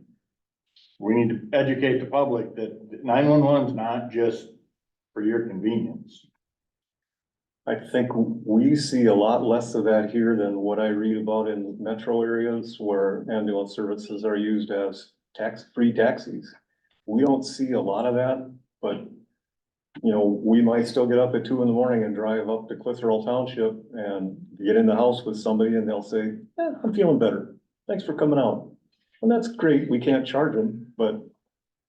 Or you have loved ones that are worried about somebody Exactly. and they call because they love them and they are sick and they need to go, but they get stubborn people, they won't go. So, it's, I don't think that's a major problem there, so. Dwight? But Bill and I met with Eric and a paramedic up there and he laid out, I think he sent an email to all the commissioners of the things that they do up there. And, they're in a jam up because they need equipment, they need an ambulance. Takes 2 years to get one of them. And, things like that, so, it's just, it's very important, Eric there, he runs that, first responder truck, and that goes anywhere in Grant County. He's a paramedic, he's got stuff on there that he can administer, things for people with having heart attacks and things like that. Very important, and they are in need, I think. And, you know, it's something that we need to, look into, you know, fairly quickly. If we're gonna try to help them, we'd have to know by September, right? If we're gonna levy some money and things like that, I would think. And I think that, yeah, an advisory group would be good. I don't know who all would be on there, but, it would probably be okay to even have somebody from Ashby there and Hoffman on that group, along with the Lake Region, with these people, but, you know, Eric, he's pretty passionate about this, and he's right, you know, that they are in, we could lose it all, if it could go away, and, then we would be waiting for an ambulance from wherever. See, because I know that Elbow Lake has helped Ashby out, because there's times where you guys don't have staff, people there, because there's not so many people in town now. So they've covered your calls, you've covered their calls. Like 20 years ago, Ashby was always covering Elbow Lake's calls, because, you know, they didn't have the manpower and stuff, but in the hospital up here, you know, they say, well, yeah, they take the money and stuff, but they also have, they have like 9 people that work in the hospital that they allow to go on the ambulance, and three of them are paramedics, so things like that. So, but it's something that we can't just sit on for a year or two. We have to make a decision here, you know, before September, I would think, on whether or not we're gonna levy money and things like that. But I think questionnaires going out, and I haven't talked to anybody that says they didn't wanna maybe pay a little bit more for an ambulance with a paramedic on it. So it's just something that we have to look into, and then like those people, you know, Eric and them, they'd like to order that ambulance tomorrow. I know that, because it's 2 years to get it, but you know, they won't order it unless there's and you don't have to pay for it till you get it, but when you get it, you gotta pay the 300,000 or whatever. So, but they can order it without paying for it, but then we gotta make sure somebody's gonna help pay for it or something. So Somebody else's name on this. so they're a little bit antsy, I would say, you know. They feel a little bit like people don't understand, and people do not understand, because we've all been spoiled.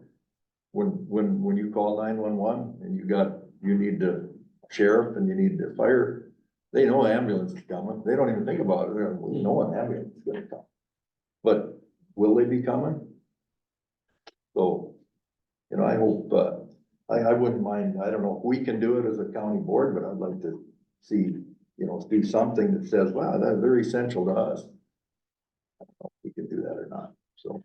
Yeah, that's my, Bill, Dwight said it all so for respective time. I would entertain a motion that we support the establishment of a Grant County EMS Advisory Board.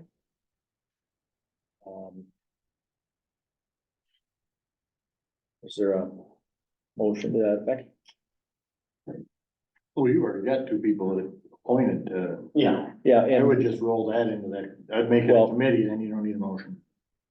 so I guess, my point is if we support the concept, which I heard we did, then Dwight and Bill, I think, though representing the county board, and then the 3 ambulance directors from the 3 respective services, bring this group together. But I think it's important that, and if we probably don't need a motion, but that we agree that we need to establish the advisory board to move forward. sounds great.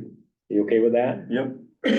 Yeah, I'd like to speak to, I think it's, Ryan DeSmet, is that his name? Yes. Yeah, I'd like to talk to him. I know Eric's been talking to him, but what do they need? How can we help them keep their service local?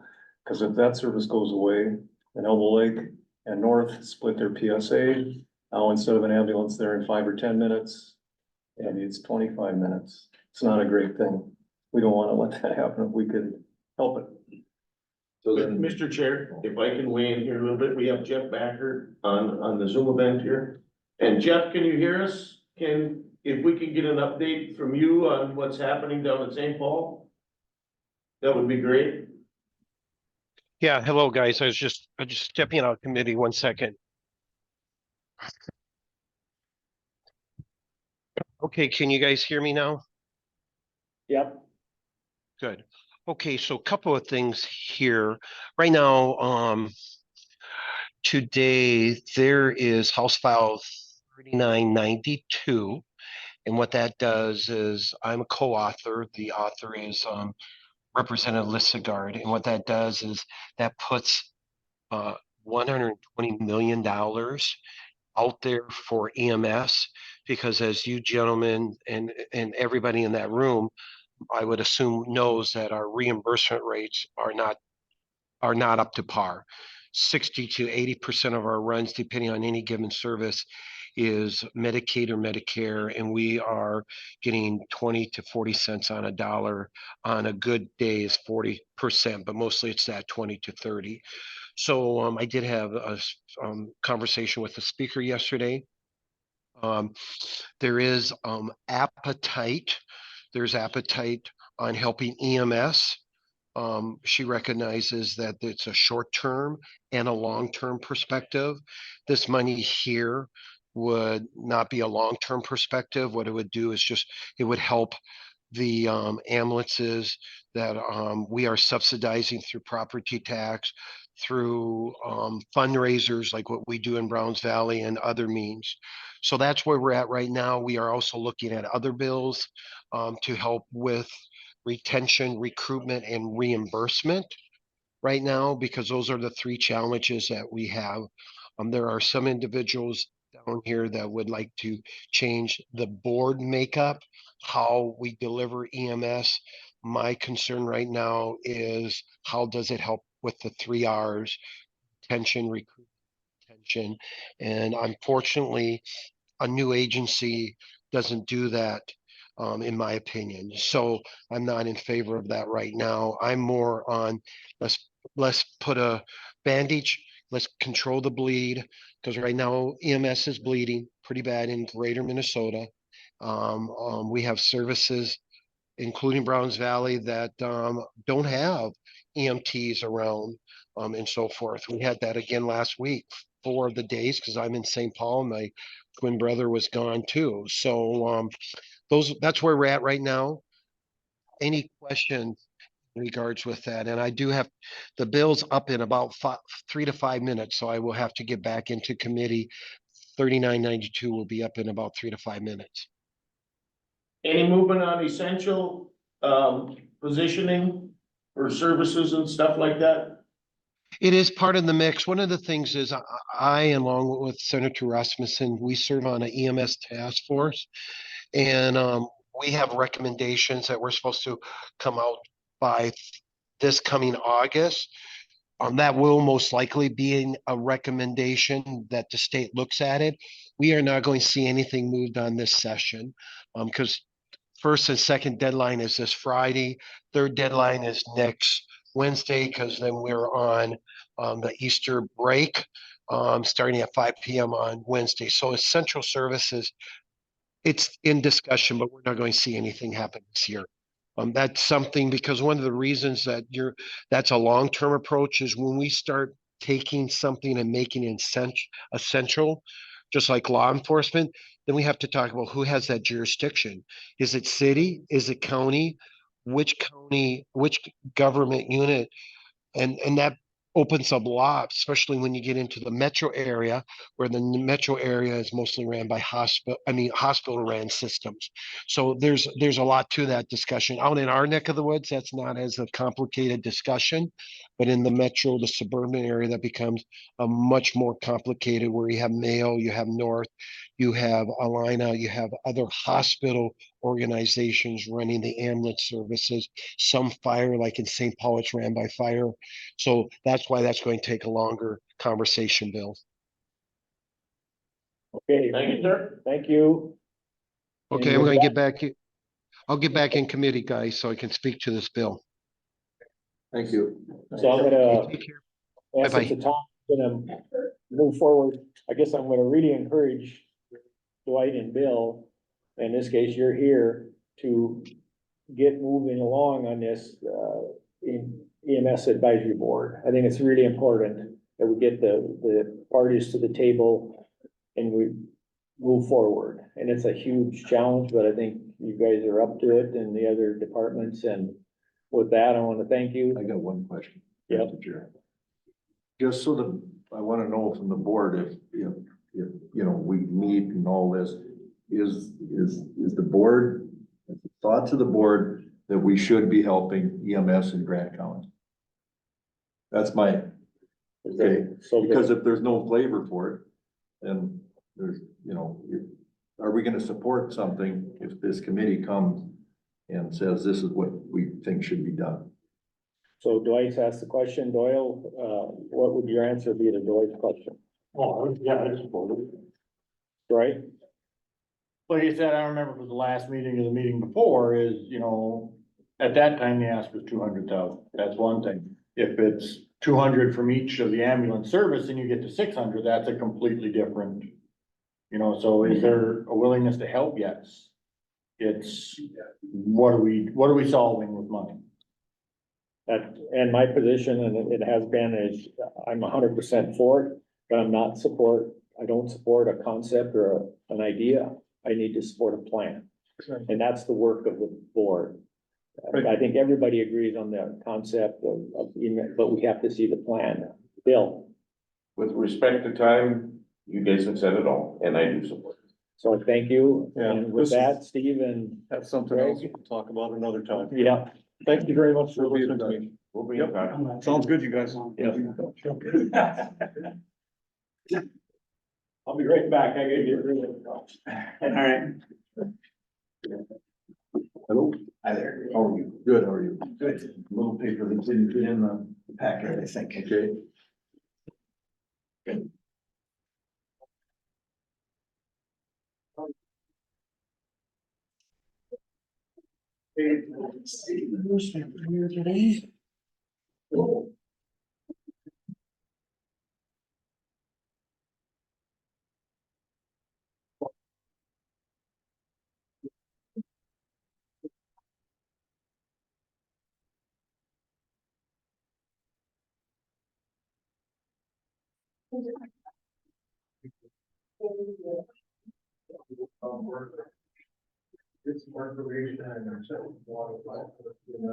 I think you guys all got the presentation that Steve handed out, right? Yeah.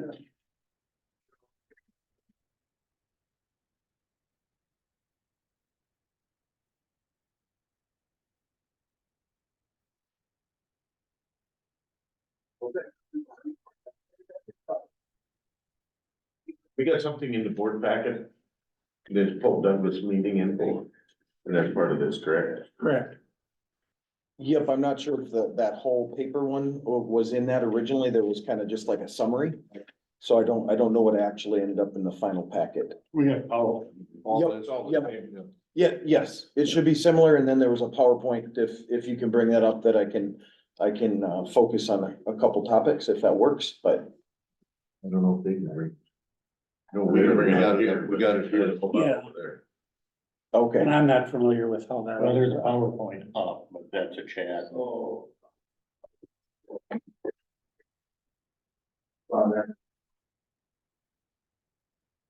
Yeah, okay. You could have started. Well, we were trying to be gentlemen and polite. Now Dwight's maybe gonna go weasel. Oh, this little coffee? I don't know if you've introduced yourself. or- No, we haven't done anything yet, I'll so. let you do that, Steve. Yeah, if, I guess what, you know, just to follow up on, you know, we have created that solid waste committee. And, we did meet, and one of the topics that I did bring up during that, solid waste committee meeting was, Pope Douglas is in a situation right now where they're building that new facility over there. And, they're coming in for a little bit of an ask, financially.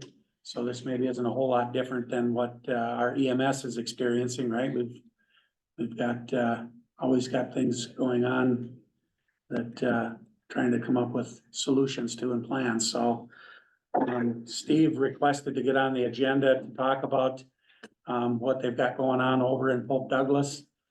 He was this morning down in Stevens County meeting with that board. So, I guess this is part of his tour. Yeah. So, and Steve, honestly, I don't even know how to pronounce your last name. So if you would maybe be so gracious as to introduce. Sure, Steve Verkota, from, Alexandria area. I'm the director for Pope Douglas Solid Waste. So yeah, so Greg, kind of talked about a little bit in general. We did get approval from, Stevens County, to support part of this project. And I don't know, does the PowerPoint work to kind of scroll through? Is it if you? Well, I think he means up there, that's we. It is up there. Yeah, and I don't know if that's. Yeah. Okay, can I borrow yours? Yep, So I remember the order? Yes, yeah. Are we on the equipment one or the capital give you- project partner one? It's this one, it's the, MRF sorting. Waste sorting. Yep, it's a Yep. PowerPoint. Yep. So, yeah, just so if you look at, the map, it shows the 7-county waste shed that, Pope Douglas serves. What's He's that? got a copy. You got it? Yep, so yeah, so just, this is our facility, in its current shape. If you go to the next slide, it talks about the waste management, hierarchy. So just, solid waste officers for each county. Counties are in charge. They're given the responsibility and the authority to manage solid waste. And so our main job is to always push stuff up the hierarchy. And right now, a lot of material comes to Waste Energy, from Grant County. And, basically what we're looking at is what does it cost to, the state just keeps asking us to do better recycling, push material up that hierarchy, and kind of what's that cost? And, Pope Douglas, you guys, did awesome, for letters of support in our last session, so we did get some capital funding. And I've got, just, some exposure that we saw, for inflation and some other things. I got some specifics there in a packet. And basically, I kind of look at it as we built this cake, we got everything in it, and we're missing the frosting.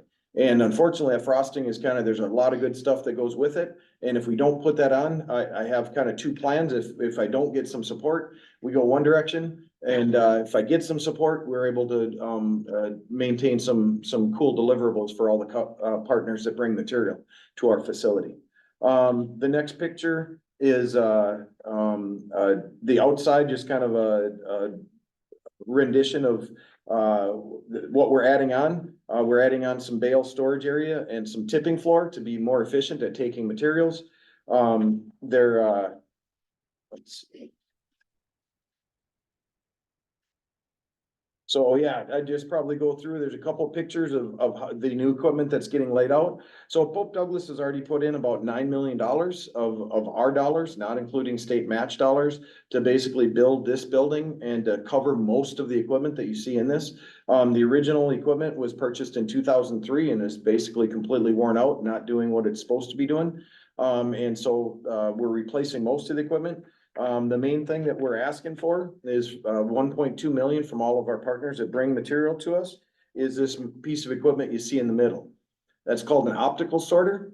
And, what that does is it uses a special light, and it can tell the difference between, a pop bottle, a milk jug, and it can pull those right out of the garbage stream and get them into a bucket that can go right to recycling, same as if it's curbside recycling. So a similar process that they do, waste management down in the cities. So, this would give us a regional hub.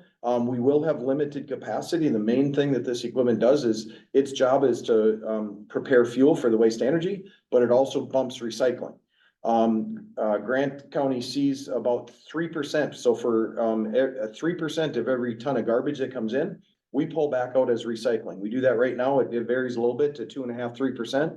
With the addition of this piece of equipment, right now we do cardboard and mostly metals. This will allow us to pull out plastics. And that's one of the largest growing items that's in the garbage. Even running good recycle programs, a lot of plastic, still ends up in the garbage. We're able to pull that out, and, we can successfully sell that right back to the recycling market. So basically what I'm offering is this one piece of equipment will jump us from 3% to 8% of the garbage coming in. And the 8% is the top, we're looking at, it'll probably start at 6 to 7 and push it to 8 as we learn and run this equipment more. So that's kind of, I write in here 7 to 8% is kind of where we're looking. Cause some of it's paper, but we still got to actually make it happen with equipment. So what am I asking? To cut to the chase, we need about 1.2 million to add. This is a $800,000 single piece of equipment and then the conveyors to get the things in and out to this piece of equipment. So it's about 1.2 million to add this on top of this project that's already in progress. That was just one of the pictures. So this was just taken a day ago. So we're setting up the building steel. The first part of winter was a little cold. We still had frost and we had to do ground thaw, but luckily the project is moving along. We've done well, not a lot of additional costs for winter construction. But the foundation and the building frames almost up. So the reason it's kind of a rush ask is I've got to make a decision. The engineering is designed to either add this equipment or not add this equipment. And I've got a window now that they can kind of still without additional cost to design for either or.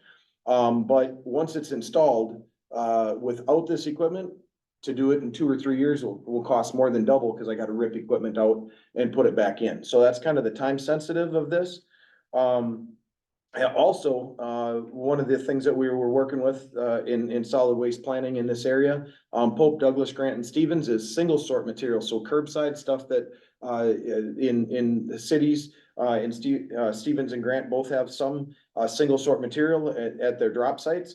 That currently all goes down to the cities. It's hauled by Ingebrigtsens. They consolidate it, bring it to Hutch. It gets reconsolidated there and brought to the cities. Also, there's pricing pressures, not necessarily what the county wants to do. It's what that facility wants to do and what they do for everybody else. So we're offering as a partnership that, hey, we're looking to do common messaging. People that are traveling through the county, they know what's recyclable, what's not. And we're gonna take that single sort material. We're offering to take that at our facility in Alexandria. So Troy's not here right now, but he's got. Yeah, and I did visit with him this morning about this, and logistically, he is, he's all in on this approach. It's gonna save Grant County in the long run money up front that way too. And I mean, I don't know all the details of it yet. Tomorrow, Reed and I are actually going down to visit with Troy about some more of the details on this, Ingebrigtsen. And like Steve said, when we visited this morning, Troy had some pretty good ideas for our waste stream in terms of the trailering and right, just the logistics of it. So I'm pretty excited about this approach. It's also gonna increase our score reporting, which currently we're supposed to be at 35% and we're at 34%. So those state mandates for the amount we're supposed to recycle, this is gonna facilitate and help that as well. And I know when we met in our committee, Jim was wise enough to always have a contingency fund set in his yearly budgets, and we rolled that into 24. So the ask that they are proposing would not necessarily have to be money that came pie in the sky. We already have it budgeted, right? So, and I don't know, Steve, if you wanted to show there's in that handout down in the bottom, there's kind of a dollar amount ask. It shows what Grant County's contribution would be. Sure. So what we're looking for is we looked at all the tons that come into Pope Douglas. And we proportioned the 1.2 million by the tons coming in because kind of that's your benefit. It's how much you bring in, it's how much recycling we pull out. So Grant brings in about 6% of our total garbage. So we're looking at about 6% of that total dollar ask, which is $70,000. We're looking at that, spreading it over 5 years and score funding that the money that comes back from the state or locally collected score dollars are absolutely applicable for this. We confirmed that with the MPCA. Yep. And so that would also push, the recycle rate, to 36-37%, which is basically the greater Minnesota requirement by 2025. You're a little bit below it right now. So in the future, this would be our curbside recycling would go to Pope Douglas. Correct, instead of going to the metro. Well, but I mean, currently, this $70,000 over 5 years comes out to be about 14. We're currently paying just the transfer station in Stevens County at $12,000 a month. So I mean, it's $2,000 a year additional. Right. And that's what Troy was excited about. If you just based it on that alone, right? It's not, I mean, instead of, you're asking actually for an additional 10,000 than what we would have paid to Stevens County anyway. What happened Good if point. Stern says no?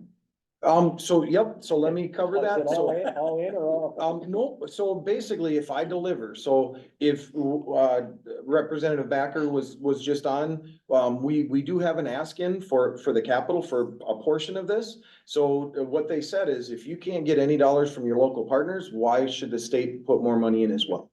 So we don't know where we're at, that we might get nothing from the state, but this is kind of, Grant County gets what I'm promising, higher recycle rate, and I'll take your single sort if we're able to get, only if we're able to deliver this equipment. So with whatever dollars we have, we're gonna seek additional capital funds, hopefully from these partners. There's a reasonable chance one or more of these may choose to not jump in. But, what I'm offering, as long as I deliver to Grant, whether they're all in and you get that our agreement would be whole. So, and I think, if I get half of these, we've got we got multiple things and some other grants, if we can show some matching funds. So it'll happen even if you got half. Correct, yep, so, exactly, so we're still working out, and just because of the process with, Tri-County around the St. Cloud area, I'm going to the individual counties first, I have to go to the Tri-County board and then to each of the individual counties there, a little bit longer process. So like you said, you look at the dollar, Stearns is the biggest one, it's, will this still happen, there's benefits to them, they just need to decide, there's slightly different benefits to you guys for single sort and collection than there would be for Stearns. So, yeah, so just to make that clear, so what we're offering is those dollars, and then, basically, paid over 5 years, because that helps us. The way this would happen is if we have commitment, a letter of commitment, just a motion today would allow us to start to back that in. Pope Douglas needs to do some small additional bonding to make the project whole. This would cover the debt service we would add 1.2 million on that final bonding package, because we can show additional support for those dollars. That's what we're gonna. We would become partner on a capital investment. There isn't any contingent liability when it comes to maintenance, upgrades. No, we're looking for capital ask only. Okay. So our current waste agreement covers everything else. You pay a small percentage of that maintenance in your tip fee when the garbage comes to us. Yeah. This is just a capital ask to re-add this piece of equipment back in. And we'll get a contract after, if it's positive. And that will be very clear. That contract will say, hey, this is what we're getting, and here's what we're getting in return, and that's it. Is there anything else before I ask for a motion? So just to be clear here, I mean, these single sort trailers that we have, you know what I mean, or a multi whatever collection. I mean, you guys would empty them out down there and play that game? So I don't know, so if it's single sort material and it's acceptable, not too much contamination, those would also, if they're close to us, it would make sense, they probably would come right to our floor. If they're on the other side of the county, they might still go to Stevens to get consolidated and brought in, with the materials, Stevens is bringing in. So I don't know all of And the. those were the nuances that Troy and I were talking about this morning. But his understanding is that every trailer was probably gonna end up heading straight there. But then he had some suggestions about what kind of trailering and what kind of systems we use. So then we had that conversation about our committee and how we're going to expand it, and want him to be a participant in our local solid waste committee, so that we can work through this, but our model is gonna change a little bit with this opportunity, so, right? Well, I think there's no question our partnership with Pope Douglas is really important. And to pay for, like you said, $12,000 for transportation, or we can enhance something right next to us is, not, I hate to say it's a no-brainer, but it really feels like kind of that. Yeah, and when Steve and I visited initially, back when I went down to the facility, I didn't have a lot of clarity on that over 5 years, so that's why I spoke about, I didn't realize that state would allow us to spread that out, so that's why I was even entertaining the idea that, with Jim's foresight for these kind of contingencies, that, right, it isn't like it's gonna break the bank. Yeah. And I would recommend that we get all in on this, right? So that's 70,374.01. Correct, I just divide the total by, yep. So is it, and that would be spread over 5 payments? Yep, and it would be, that's what we're presenting. Other counties say we don't have capital this year. So it's however it works, that's the ask. Yep, so either spread over 5 years, was the assumption that's probably the most likely. Is there a motion to that, effect? I'll make a motion to have the commitment and then you can work out the payment. Right, whether it's half and then, Well, right, I mean, the we'll committee can commit- make that decision recommendation. We'll make as the to how we pay commitment it. of the 70,374.01. Is there a second to that motion? Second. Additional discussion? Just one other item, so in addition, so that single sort, we will take at a lower rate than is currently being brought at a different location. And then I guess one of the other things is, I will be probably coming back at some point for a tipping fee increase. Just with inflation, and other things, we do open book. One of the nice things about this is my net cost of operations is total dollars it costs me divided by tons. This allows me to bring in 4% additional tons. So my divisor gets bigger. So in the future, this allows me, probably not this year, but it allows me to control my future tipping fees because I'm more efficient. So, you know, this should also help your tipping fee. I'm not saying it will this year or next year, but in the future, as this moves forward, it gives us the ability to be more efficient at taking those tons. So it didn't lock the tipping fee in for 10 years? It does not.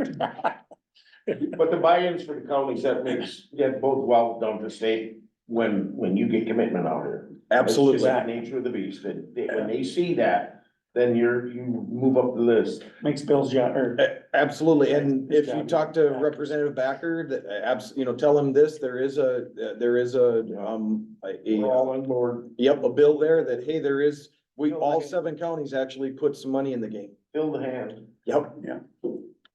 All in favor of the motion, say aye. Aye. Opposed? Carried. Thank you for your time. I apologize if I felt like I was rushing you. I was trying to pick up a few minutes Sure, and we've been running a little bit late, but thank you, you for bet, your presentation and we look forward to the. you bet. Thank you for your Yes. support. We appreciate the partnership with Yep. Grant County. all right, thanks.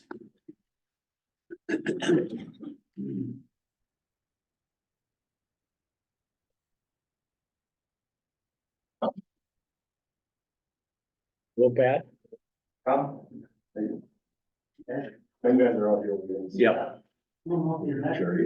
Troy probably. next.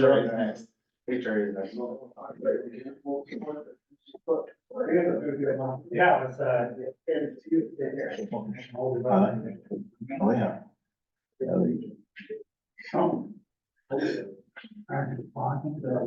you guys are out. Yeah.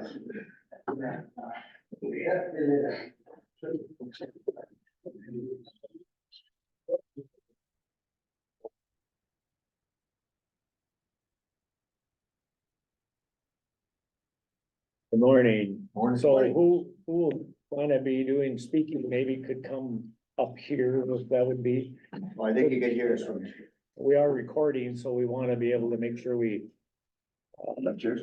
Yeah. I can move that. One, couple of us up there? Well, maybe I'd ask, is there, It should catch, just speak up, it'll be fine. got you, just so, Okay. I guess if someone on the screen, if you can't hear the HR group, let us know and we'll adjust. We'll wait, there's Troy. With that, I'll turn it over to your group. After you, asked us to leave the courthouse, we have been looking into options.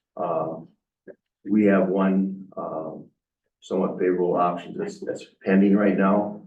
But it's gonna take some time to either close on that or remodel. So I guess, what we're asking for is like a 60-day extension from April 3rd, Did you say 60? 60. By the time we get somebody in there to remodel and everything, it's gonna take a little time. Need desks.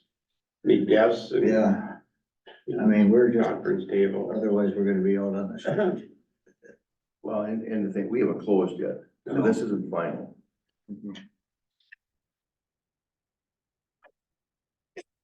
Plus, there's a business to run, you understand?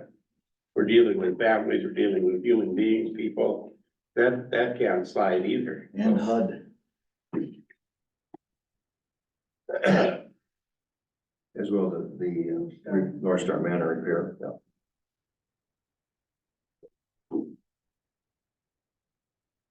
Okay, You looking for a motion or? well, and maybe, so the request is 60 days from April 3rd. Maybe I just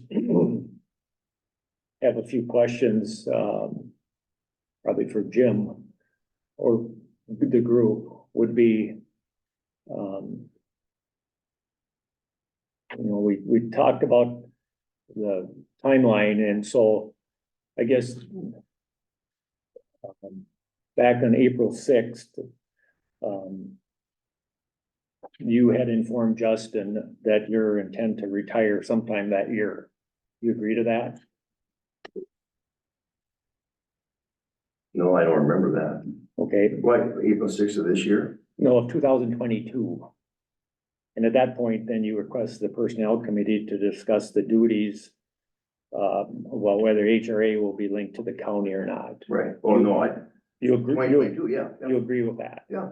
Okay, and then subsequently, the personnel committee met in April 15th with Jim and Lorna and Bob regarding your retirement. And then an agreement about whether HRA would eventually find a different location. Now, I know that was a point of contention, that was not discussed at that. I don't know if your position on that's changed or not, but. I know we didn't argument, but, I believe Bob was there. Lorna's not here. She was there and Billy was there. And it's clear that our understanding was that the HRA would remain in the offices they're in. I think it was brought up that we were leaving. Yeah. So on our May 3rd meeting, that, pending the potential retirement, that there was a motion made to separate the coordinator in the HRA offices in the future. Do you agree to that? That, I mean, that's in the minutes, so I mean, This year? of 2022. Upon retirement, yeah. Is that what it says? Well, in May of 22, the motion by Troy Johnson, second by Dwight, to carry to separate the coordinator and HRA offices. That's in our minutes. I guess I don't recall being there, but that. And then on May 17th, do you agree that strategic planning was held with the personnel committee? Jim, Chad, and Greg, and you discussed the duties would transfer to, as well as the coordination duties. So there was a meeting at that point, which you were part of in May of 17, 22. I'll take your word for it. Okay. Then on June 22nd, the personnel committee met with Greg and Jim to discuss the strategic planning. And you had proposed that solid waste and recycling be a standalone department. Do you agree to that? I think I recall that, yeah. So at that point, the personnel department disagreed and proposed that the duties be transferred to land management. Would you agree to that? You were there, Troy? Bill?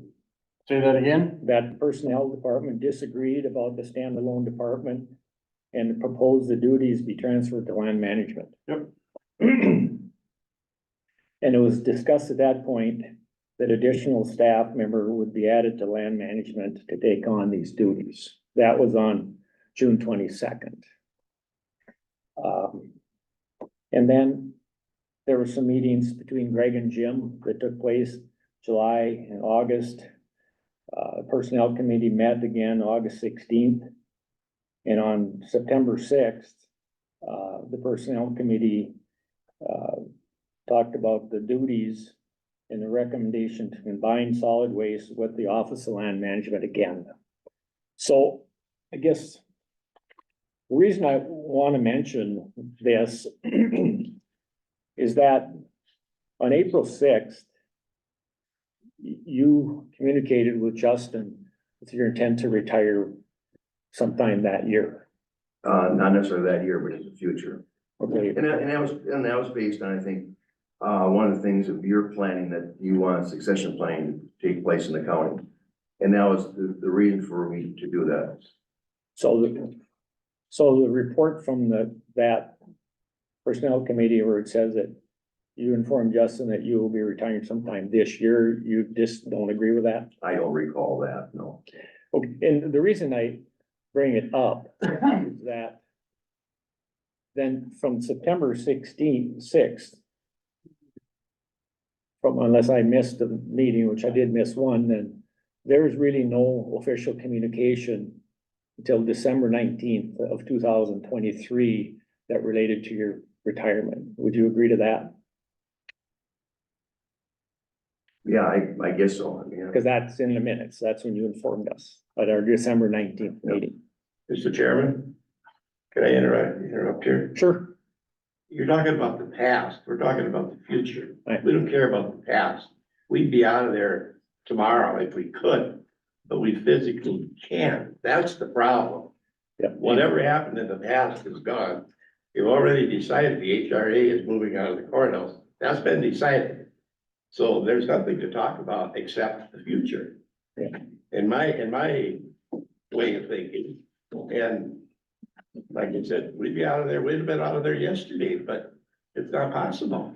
That's what we're talking about. Don't, We're and asking. That's for why an we're extension, here. Mayor. We're only, This shouldn't be a drilling for him. We're just asking for an extension. don't, and I understand yeah, fully, you know, but I just, let's not, I mean, the past is. I mean, we're gone. up the past that meeting where Yeah. we agreed to leave we were gonna. That's I not- don't remember it that way. That's He not the doesn't point, remember it it's that the way. physical problem of moving, you know, it just takes time for all this to secure a place that's suitable. And of course, there's always some, you know, the desks, they can't move them, that all has to be redone and to get somebody to do the work. That's what we're talking about. It's not that we don't want to get out of there. I mean, we don't, of course, we don't want to. We don't but want to, but we're going to. we're going to, you know, we understand that the law says we have to move, or the county board, or, yeah, it's not. but let me finish. So from April 6, 2022 to December 19, 2023 was the next communication that directly related to your retirement. And this doesn't have anything to do with any particular purpose, but if you're gonna be involved in a succession plan, the person that is, whether it's a retiree or someone moving on, has to be clearly involved in the plan and has the communication and be part of a succession plan. And so when 2022 came and went, and we got into 2023, there was no communication and we could not proceed with any succession planning. Other than that, the personnel committee had identified that the recycling and solid waste was gonna go to land management, and Greg Littlemore, let me finish. Just let me finish, Tom. And that they proceeded to start in the plan. We couldn't be involved in any of the discussion as far as the location or what we're talking about today until December 19th, because we could not be talking about moving Jim out of the office because he had not informed us that he was not part of a plan. And so Excuse me. that, go ahead. In June of 2023, I submitted a lengthy checklist of duties and responsibilities for solid waste and recycling. Yes. Did that mean anything at all, or? The check on the, what needed to be done. Right. Yes, but What the duties and responsibilities of the solid waste and recycling officer. yes, I understand. But what I'm saying is, we could not proceed to have a discussion that related to this until we were informed on December 19th because we could not proceed with succession planning in this discussion because we weren't on our time. We had not been informed, yes. I am not sure where you're going to go with all this, but from December 19th to January 31st, 2024, there was no discussion. We were not invited to any discussion by the county board, committee, or whatever. On January 31st, the last day of my employment, there was a publication in the paper that said, from this day forward, these are the new email addresses that are assigned to the HRA without our knowledge. That was the first indication that we were out. Okay, so I don't know, because we have a difference there, if there was discussion along the way as the personnel committee. What was the transition, solid waste transition committee at the courthouse, where we talked about the HRA getting a new email domain. And we talked about having an ad in the paper with that contact information. Yeah, I don't want to get in an argument here because I don't think it's gonna be productive. That's not true, Troy. But I'm not sure where you want to go with this. If you're just the inquisition of my, my inactivity or no, my notification was required more than 30 days. And that's what I gave the county board, January 31st. So I'm not sure what you're saying as far as no succession planning between the date I gave the county board notice and the end of January. There's well over a month of time there that could have been some discussion going on. I 100% agree. What I'm saying is, we did not have the ability to engage in the succession plan until December 19th. Because, and just what you said, we would, if, let's do the role play that July 14th. At that point, we would have started the succession plan, which would have included the process to move. But, and you heard me say it, having a 30 or a 40-day notice was really a tight window. So when the personnel committee, strategic planning committee, and this board have fielded questions and comments, and the point is, I want to make it clear to the public that until December 19th, we weren't on our clock. We were on yours, Jim, because that's the date that we heard that you were going to retire. We could not proceed with succession planning. Greg was doing it because we were preparing to take over the solid waste and recycle duties, but we could not proceed until December 19th. So what I submitted to county board in June of 2023 of the list of duties and responsibilities, which took quite a bit of time to prepare and put together, doesn't mean anything. Well, when a person is in a protected class, and unless we get a notification of retirement, no, an organization cannot proceed to eliminate someone's office unless if you've heard a retirement. We're not talking about formalities here, in my estimation. We're talking about physically moving. If we could physically walk out of here and move within the next hour, we'd be happy to do it, but it can't be done. And the reason I wanted to. What happened in the past is nothing. And you talk about you want the public to know how this all went on? Well, the meeting that you talked about when we talked about leaving that deal was not brought up at that meeting. But When what, we all met. what The I'm board saying members, some of the is, board members, and so if you're gonna be, I mean, we disagree. We did not hear it say that you gotta get out of here. but So- we did not have I agree with you, but if we had had a retirement date Yeah, with a more, That's past. but we would have been able to plan. I know, that's not gonna change anything today. It's not gonna change a thing. So, what are we We're gonna do? asking for time. That's all we're asking for. May I say something, Mr. Yeah, Chair? go ahead. We're here right now to say, yes, they get 60 days or no, they don't.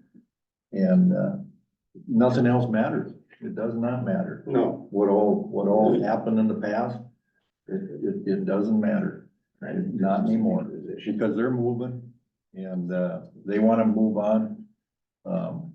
And So we just need to decide right now, are we gonna give them a 60-day extension or aren't we? And, that's, I wanna make a motion of that, if I could. So I'm gonna make a motion that we give them the 60 days to move out of there and, make this as smooth as we can, because they're moving out. And it's all in the past, all this other stuff, it's all old water over the dam. Okay, we got a motion to, grant HRA a 60-day extension for their move out. Is there a second to the motion? Second. Discussion. Bob, you had a, No. Okay. I'll say it afterwards. So I just got a comment, right, because you said that anything else doesn't make any difference. It does make a difference, because we have started a succession plan for solid waste and recycling, created environmental services that's gonna add staff that I know has been communicated would be moving into it. And the reason I mentioned this timeline, and I understand what Tom is saying, that he said it has nothing to do, but it does. Because we did not get afforded the ability to create a plan for you until December 19th. And but let me finish. And the fact that we didn't know until December 19th, 2024 has created what we have today. Because if it had been in the plan, which was from April 6th, 2022, when Jim told Justin Anderson, I'm gonna retire within the year. We went all of 22 and 23 until almost the last day of the year before this board could succeed in the process. So it does make a difference, Dwight. It makes a difference. It was a mistake. On whose part? I don't know whose part. Well, are we throwing blame around here? No, I go back to the meeting where you said, or it's recorded that we're gonna move out of this office. I don't remember that. So I was there, and I- in that meeting in Yeah. 22, Yeah, yes, can we stay there? We said for now. okay. That was 18 months ago. Yeah, well. So I just say it came on the paper that, yeah, well, If you want, most of us that were there you want don't my remember it opinion on that it? way. this was, We're moving as fast as we can. We're not stalling. this is the result of the board saying we wanted to move this into Yeah. land management. Yeah. That's fine. Well, no, but that's why we didn't get that resignation until we have basically a month. That's So that- not moving the person. Because at that time, when this was all going on, the treasurer moved out of the county, which was during filing period. And what was witnessed was this board said there's not time to combine those two offices. We didn't feel there was appropriate amount of time. My opinion is that's what was done here, is that it was a last ditch attempt to try to keep this as a standalone office. And it is, We are standing alone. yeah. No, That's all, the that's. solid waste and recycling, not the HRA dollars, I'm sorry, It's you're saying moving. that there was intention on my part to do that? my opinion. That's absolutely not true. well, and Absolutely not true, Troy. on June, the June 22nd meeting states that Jim proposed recycling and solid waste be a standalone department, which the personnel committee disagreed. That was your position. Yeah. Okay, so that is true, what But you did, say. did I fight it after it was I decided? don't know that. I wasn't on the personnel committee. What? Go ahead, that's fine. Yeah, it might not be 60 days, you know. This has gotta be a smooth transition. Yeah. And, you know, there's no reason to get to this elevated portion of this discussion. They need the time. And like I said, when we voted the last time on this thing, they're trying to figure out some form or fashion of getting displaced people into a building that had an explosion. They're putting things into play, putting stuff in boxes. They're getting ready for that transition, but it can't happen overnight. And they have staffing issues too. We can't put people out in the hallway or in the basement of some building somewhere until they get ready to move into this dwelling. So this only makes sense.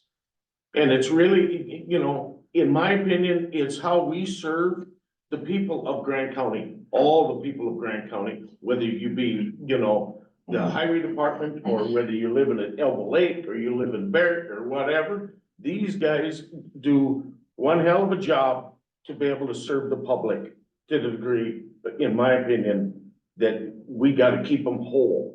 And we gotta keep them processing, and we gotta keep them moving forward. And we as a board have to turn the page on this thing, on your succession planning. And I have to believe this 60-day window is a short time frame them for these guys as well.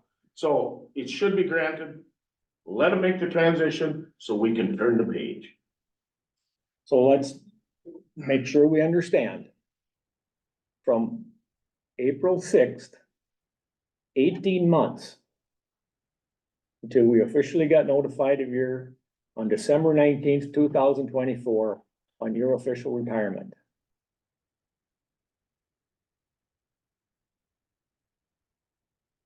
That's the period of time. And we're given this amount of time to make a decision while a lot is taking place. I think that is important. Now, I know we can't undo it. But I think it's important to understand that a lot took place before we heard Jim's retirement date. And that's official. So this is all on me. Well, I don't, Is that what you're saying? no, I'm not Sounds like saying an that. I'm just creating facts. That from April 6th to 18 months later, until the official notification of retirement, I'm not saying that's on you. I'm just stating the facts. You're insinuating it though. I'm stating the facts. So I don't understand what that's got to do with physically moving the office. At 18 months, that's passed. I mean, you know, we're just talking time to procure a building, which we're working on. We can't, you know, that's at a stalemate until that's settled. So let me help you with that. So let's just do a role play that in July, Jim had informed us of his retirement. And we were working on environmental services and gonna be adding a person. We would have said, you need to find another office, just like we did in January. Yeah, but the point is, what I'm saying, Tom, is you would have had months You to gotta do this. understand our point. We're talking about physically moving the office. That's what we're talking about. Yeah, but- We're not talking about deciding anything. But It's Tom- physically moving the office. So if we don't get the 60 days or more time, what's the HRA gonna do? Moves out the street? What do you Well, want? You know, what's the alternative? So when Jim retired, we moved the duties of solid waste and recycling to a new department that needs a home. Yeah, but, okay, but we're at this point now where we're at the point right now where, you know, so that's all been decided. You know, we're moving out and we're procuring another office space. But it takes time to do it. That's what we're talking about. We're not talking about formalities or legalities or anything. It's just time to do this. That's all we're talking about. It's always. That's all we're asking for. Is there any more discussion?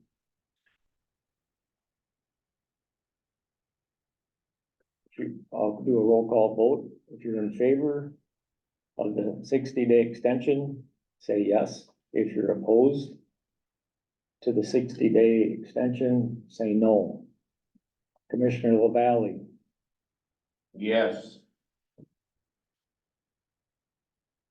Commissioner Spear, No, Commissioner Wolvatney, Yes. Commissioner Troy Johnson, No.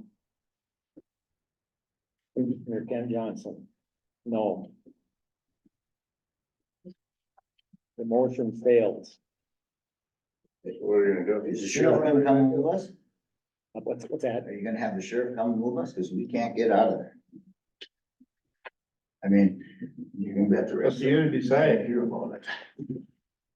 Well, at this point, then the original resolution of April 3rd would still be in place. So we gotta be out of there by April 3rd. Where? Yeah, Well, I've been it's watching the online too. I said, I gotta go over there. This is ridiculous. We're not talking about what happened 6 months or a year and a half ago. And I was at that meeting and he never once said, I'm gonna be done in a year, I'm gonna be done in 18 months, I'm gonna, he just said, when I retire and I'm thinking about it. Unless you have notes that say something different, I distinctly remember that, but that's water over the bridge, it doesn't matter. That part's done. But right now, we're looking at a house, we're hoping it goes through, but we need a little time. We have to wait for closing costs. If we get it, we gotta, do a little painting and a little stuff to get in there. We just can't do it in 2 weeks. It takes time. So we don't know where we're gonna go. The other part, purpose of the meeting, was to request funds.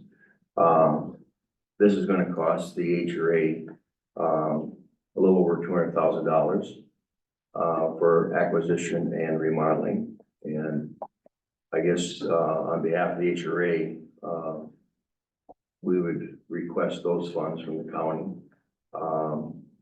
possibly through the ARPA funds.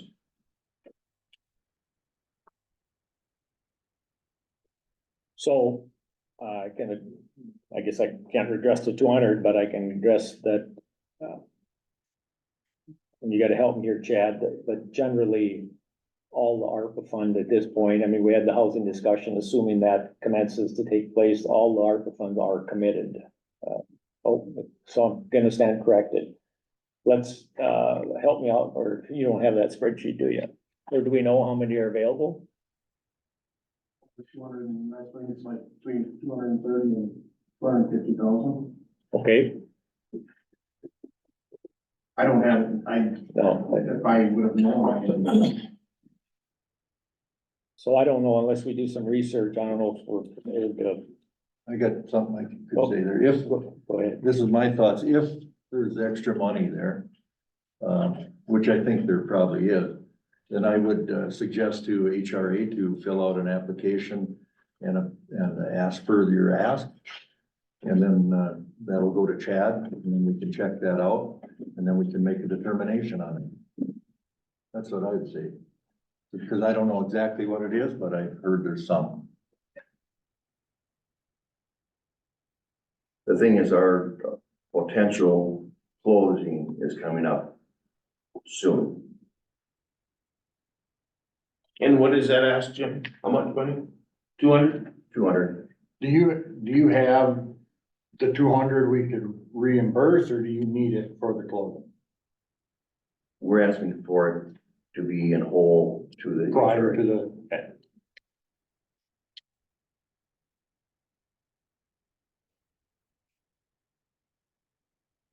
I will make the motion to usher in the 200,000 to the HRA, so we can move forward with this whole process. I'll second that. Okay, can I just ask to clarify, are we talking about, Or if there's ARPA money, what if there's not that amount? Are we- There's 230 something. Like, I got a spreadsheet of it was like 232 or 238 or something like that. I mean, if it's not there, are we saying we should make it the 200? You know, let's say there's only 190 in the ARPA. There's over 230,000. Yeah.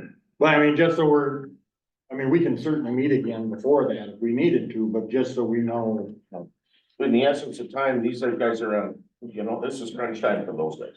So this is something that long-term gain out of that revenue, and I have to believe this is the right direction to go. Then they can do their planning. I won't say succession planning, I heard that 47 times today, so.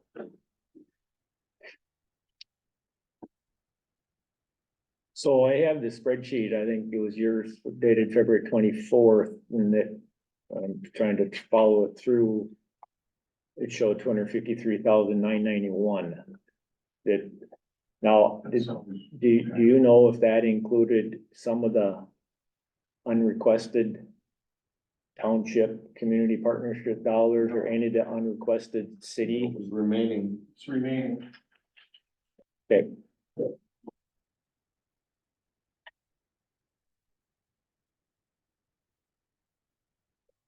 So that's the number that I show on the spreadsheet, assuming that, Counties received $1,259,991.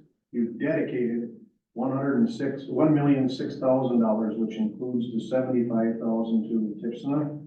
But that is not spent. There are unspent monies to the city of Ashby, Hoffman, Norcross, Wendell, and approximately 6 townships. The $253,991 is a reflection of all of those monies that you dedicated to the housing, the childcare, anything you dedicated, the Kitchener Mounds and all the cities and townships. If they were fully paid out, you would have $253,991 remaining to spend. Yeah. Okay, so that's what I wanted to clarify, that it's not the ones that unspent. So then Bill's motion is the 200,000 comes out of the ARPA. Correct. Okay, we have a motion and a second additional discussion. So Chad, does that, you'd be able to, once you get the paperwork, after this motion, you'd be able to issue that money? Yeah. Okay. And that paperwork would have to come from HRA. All in favor of the motion, say aye. Aye. Opposed? Carried.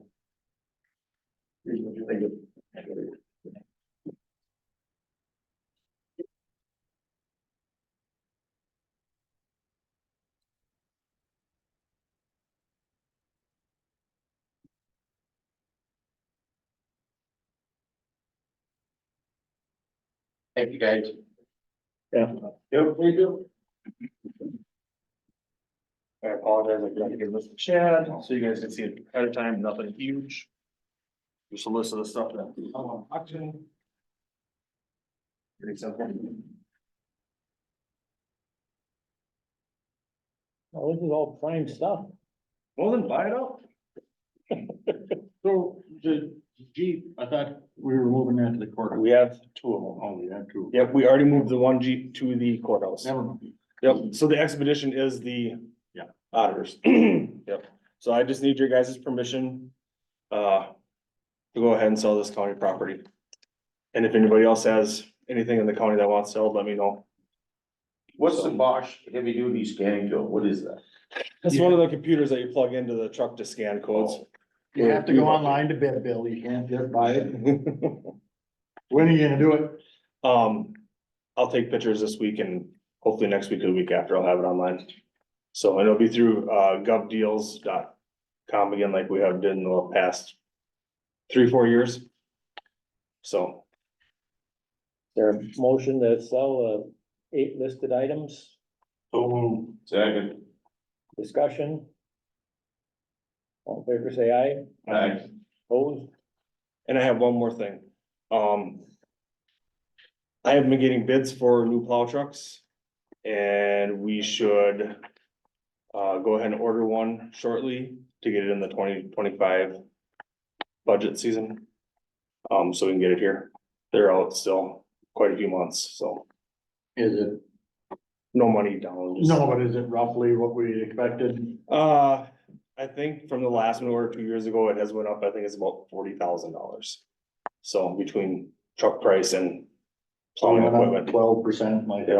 Yep, so. Yeah. Trending. Yep. And it's in the spreadsheet? Yes, it is in the spreadsheet. It's in the rotation. Yeah. So So do we need, I need your guys' permission to go ahead and order something so I don't get in trouble. That's all, do you we know. need that as a motion? I'll make the motion to order a plow truck. Order plow truck, Second. discussion? All in favor, say aye. Aye. Opposed? Thanks, guys.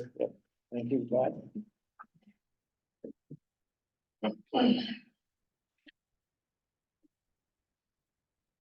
Does it get easier? Human resources.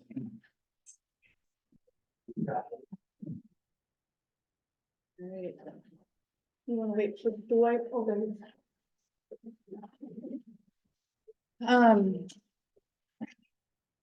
The law enforcement group voted and as we offered them the cafeteria offer, as we did highway, so the MOA,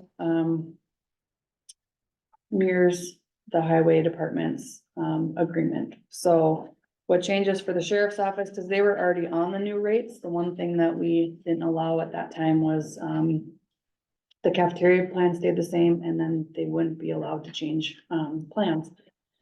So this MOA, the difference of this MOA is, employees hired before January 1 who waive coverage and have proof of group insurance will get $850 a month. And then the other thing that is different is employees hired before January 1, 2024 will be eligible for cash in lieu, even if an employee makes an insurance change.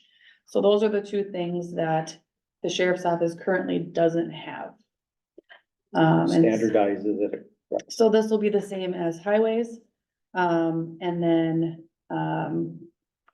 I've heard that our other group is deciding tomorrow, so we'll see where that goes. But right now, then sheriff's office and the highway group will be the same for the cafeteria. So I'd be looking for a motion for that. The motion to, I will make a motion. Do you have those two things, Chad? we got a second to, yep. To the motion. Do I need to? I have them on here. You have that, Yeah, okay. We're And I can circling read 'em back again around if you want. The standardization there is what we're doing, much like we. I'm hoping we can get everybody on the same page. We're circling back around to what is happening. I'll second that. Additional discussion? All in favor, say aye. Aye. Opposed? Okay. Carried. The next thing, is the non-union. So I talked to them at a department head meeting.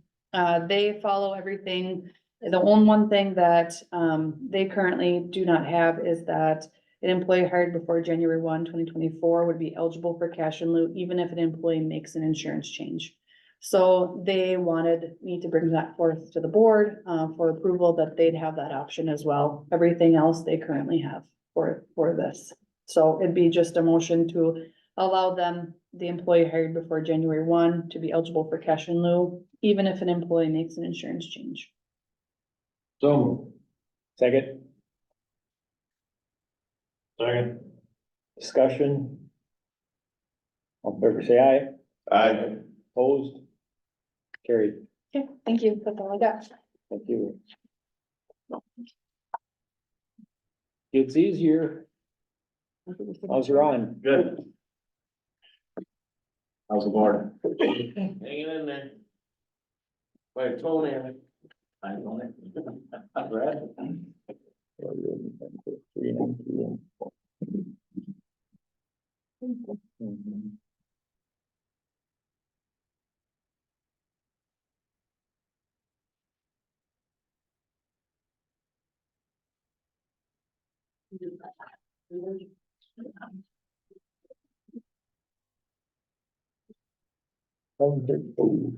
Yeah, we're a little late. Not too bad. No. So I'll let you guys proceed with Okay. what we need to. The first item on the agenda is, an services agreement from Erickson Engineering. This is for the County Road 52 bridge. It's to have them do the permitting for the impacts to the stream up there. And to do the, what do you wanna call it, the asbestos and waste disposal survey for the bridge that we have to do. And anytime we remove a bridge, we have to do that, so. It's for $3,500, shouldn't be much more work for them to do. And it would probably take more time for us to have to actually recreate it in our department to do this work, so. It would be best to have Erickson Engineering continue on with the project and take care of these two items. Tell me with County Road 52, that's. North side of Pomme de Terre. I will make a motion to have Erickson Engineering do that. Second. Discussion? All in favor, say aye. Aye. Opposed? Carried. The next item we have is Just informational item. There was. Highway committee thought it'd be best just to have a brief update for the board on the Highway 10 project.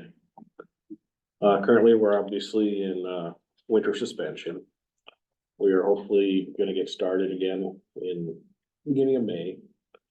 We currently have some curb and gutter work that still needs to be done, heading north, down into Surcharge 2. And about a half mile of paving left to do out there. There are some concerns about the culvert that we put in, whether it's too low. The DNR had some concerns along with us. It doesn't look like you typically would see a culvert, so we're having Widseth take a look at that again, reevaluate, make sure it's gonna work, because we don't wanna pave the road and then have issues afterwards, so hopefully we'll get that finished up here. Another, I don't know, a couple of weeks, we should have word on that, so if we need to make any changes before we pave, we can get that done. So, that was a contract with Widseth, not WSB, Widseth was doing the hydraulic analysis on that, I believe. for WSB, No, For the county director. for the contract. So they're, yeah, a lot of different hats on this project, so. Did you say, Matt, that it might be too low?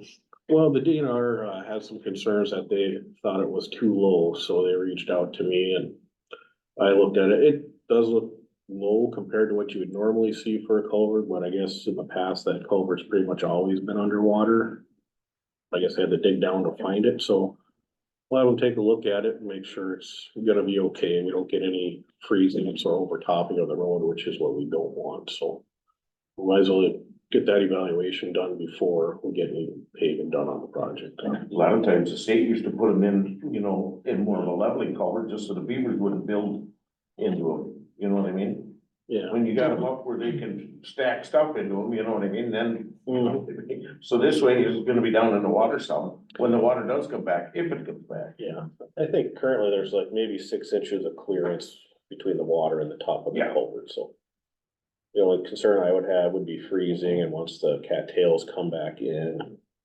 And there might not be a channel yet through there defined yet, so just wanna keep an eye on it and make sure we don't get any issues with that culvert. In relation to the lake, do we know what our elevation was as it compared to is? It's about the same. About 1150 or 50 elevation, so Yeah, I don't think the elevation of the culvert really changed much at all. no. so wasn't the elevation of culvert relative to the elevation of the road, relative to the amount of space DNR would permit us to? Don't they all tie together? They do. But that a little bit before my time, so I don't know. Like, so like, yeah, I understand. So the question maybe for you, Ron, so if Widseth designed something that was predetermined by DNR and the road elevation, yeah, we're just talking about size then, rather than, Well, there would be the potential for, if we do have a concern, we could put another pipe in up a little bit higher out of the water. That could act as an overflow potentially if we do determine there's an issue. If there's not an issue, then we're fine, but we figure we should probably analyze that now at this time. so that is a potential if it looks like it's. Yeah, and we actually have, highway department has enough pipe to do the work in stock, so we wouldn't have to go out and buy more pipe. Yeah.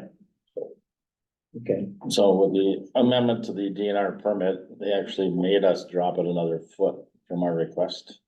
Or a half a foot. on the front end of this project? No, on the tail end. So when we realized we wanted to move the culvert. We actually. Location, right? Location, we Yeah. moved it about 100 feet into Right. a more solid location. Yep, They actually requested that we raise it. Or drop it slightly, 6 inches. no, they think it's too low. Now they think it's too low, so. So the invert is, the elevation of the flow line of the culvert is actually slightly above where it was originally. Cause we're anticipating a little bit of settlement there, so. So there is, it is above, so. And then when I talked to Tracy, cause it wasn't making sense to me after we got put in and the water sitting that close to the top, he says that thing was always a foot underwater at minimum. Right. And it was a 3 foot culvert, so that makes sense. We have 5 foot inside the culvert, and at 4 feet, that would leave a foot or less of a clearance where it's sitting right now, so. What was DNR's reasoning? They like to keep the flow line the same for historical reasons, so that it doesn't create any backup to the landowners upstream. And supposedly maintain the same ecosystem. Raising, But lowering. Well, lowering the culvert reduced the velocity where they wanted to see it. Based on the hydraulics, and they had Pete from Woodseth, analyze that, so. So a good way, Matt and I have talked is to actually put a reliever culvert above it. We have room to do that. Probably about 20 feet away from the existing culvert, just provide a reliever. So in case it does freeze up, based on the water in there, when we get the magic snow melt with the rain, it would have, there'd be a dry pipe there for it to go to, so it wouldn't take the roll out, so. 18, 24. We have 24-inch pipe in the yard, so. So with What's that, the- then you wouldn't be monkeying with the culvert. We wouldn't, We wouldn't touch the box culvert. no, it'd be very expensive to, What's the estimated cost to put an additional one in there? It's the something, round pipe. we could do it with county forces, to do that, but otherwise, if it was just hiring somebody and we already got the material, it's 12 grand maybe. If I would think we'd do it. Well, I would too, I wouldn't monkey around with it, I'd do it. You know, It's cheaper now than when it's paved. And it's- Yep. Right now, we got an opportunity just to dig through gravel. We don't wanna patent it. No, it'd be more embarrassing. We'd get more phone calls. we get it back so we don't get the dip, or do we get the dip no matter what? Well, it's all, since it's all a surcharge, it's probably all gonna dip pretty uniformly over time. Yeah. It's gonna settle Are out. we part of the big dip? Yeah. That whole area will probably go down about 6 inches, I think they anticipated, so. Over time. Rated. Do we have any idea of paving, or I'm assuming it's marks, do we know date estimate? Do we know where we're falling in there? You know, are we second, third, first? Anything? We don't know that yet. I can reach out to them and talk to them. I'm sure it's prime bidding season right now, so they're probably just starting to look at their schedules for next year. But I'll be sending, Riley Construction a letter here after the meeting. Just stating what things are out there, what needs to be completed and, their time extension. They still have the old completion date, I believe, of October 6th. Of last year? October 1st. Yeah. Unfortunately, we were negotiating change order 12, which would have moved the completion date to June 17th of 2024. And that also had the extra work on the surcharge too in it. And at the last minute, they decided not to sign it, so. So we're actually operating under liquidated damages, since October 1st. The project was suspended November 15th for MnDOT spec. And we're saying we'd like to fire it back up May 6th. So early May. Yep. And that's in the letter that you're gonna fire. Right. Yeah. And then give them 6 weeks to do the work, which should be adequate, so out to June 17th. So done June 17th? Done June 17th. That's what we'd like to see. Yep. That was all in that change order from last September. Which Yeah, remains unsigned, so. Yeah, we're still working through that change order. So hopefully before construction starts up again, we'll have that completed as well, so. I guess as far as the overall cost of the project, I believe it was at about 9.65 million was bid. And all the work remaining to do would probably put us around 10,300,000. So it's probably not as bad as everybody anticipated it would be, but In that amount provides $300,000 extra work on surcharge too also. That was in the change order.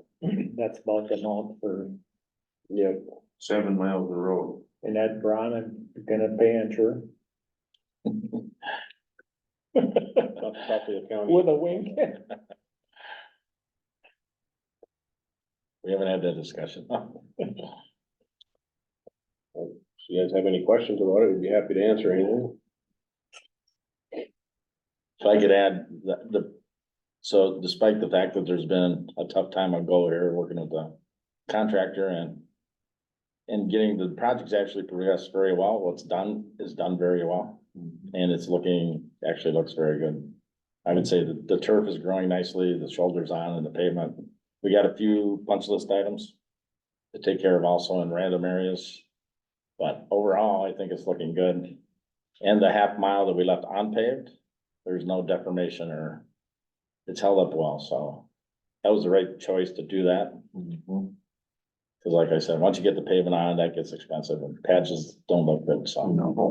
But I think overall, we take away some of the negatives, the project drives well.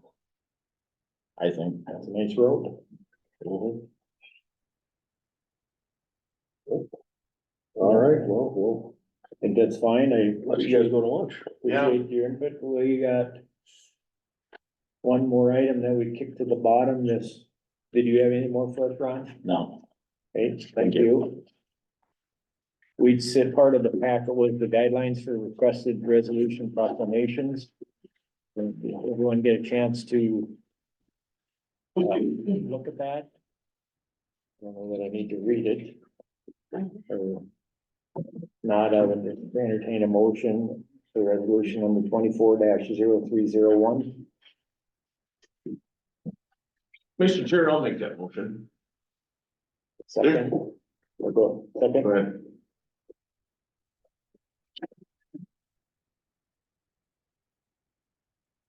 Yep, I'll second it. Discussion. I just have a couple things. This is basically what we've always been doing, I think. And, in my 6 years here, I don't recall us passing a resolution or a proclamation that, that you didn't discuss fully and everybody had the chance to be heard. So that's the only thing I just want to make sure that everybody has a chance to be heard, general public, and then, I have a question for Chad. Chad, it kind of puts the burden on you to make some determinations here. What do you think about that? Or it's probably what you've already been doing. My hope is that I'm not clerking this board very much longer, to tell you the truth.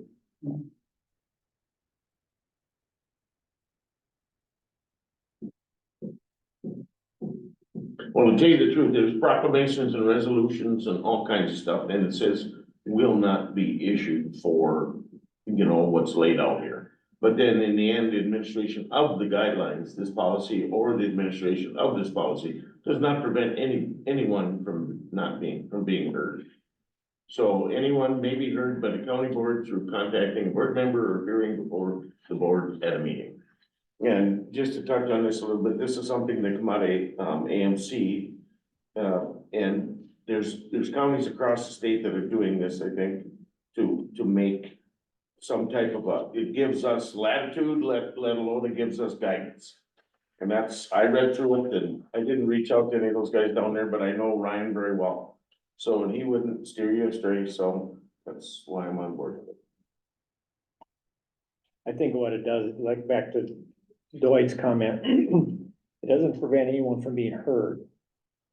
But what it does do is that and they kind of refer to it as a stay in your lane type of resolution, where it prevents a partisan issue come to a vote. It doesn't mean the partisan issue can't be heard, but correct. The point is it permits us to stay in our lane. Yep. And I think for us and future boards, that's. And I think this board has done that the 6 years I've been here, they stayed in their lane. Yeah. But if a resolution come forward, we don't have anything to prevent us from it coming to a vote. And if it's a non-partisan issue that we have no say over, it's not in our lane, then now we wouldn't vote on it, is what this says. Where now, or prior to this, we could. And I don't know that's my take on it. Other discussion? But I think our votes over the 6 years though have been pretty reasonable, you know. So, I understand all of that, but it's kind of what we've been doing, so. But like I said, it puts the burden on the county attorney and who's ever clerk in the board. A little bit, so. Yeah. Do we need a roll call for resolutions? All in favor of the motion for the resolution, say aye. Aye. Opposed? Carried. Any other committee reports?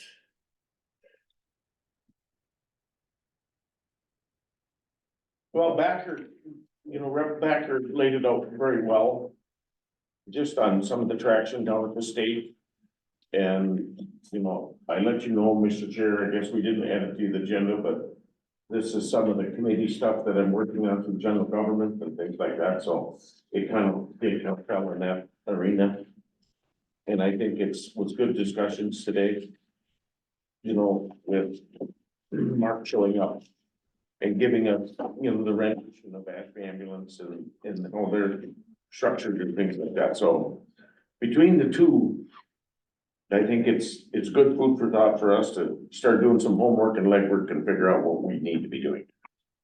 Well, that advisory board is really important because we got to tie in Ashby off. Yep. And so I think that's really important.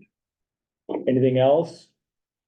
Otherwise, we'll adjourn it. Oh, Chad had something he wanted. Oh, excuse me, yes, no, you don't want to talk about it? No.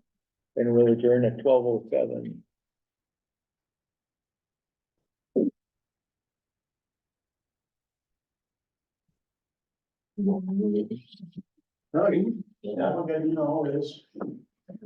I got that meeting at 1. You want to stop recording or? Oh, there you go. What's that? You're on, that's what you be at 1 o'clock.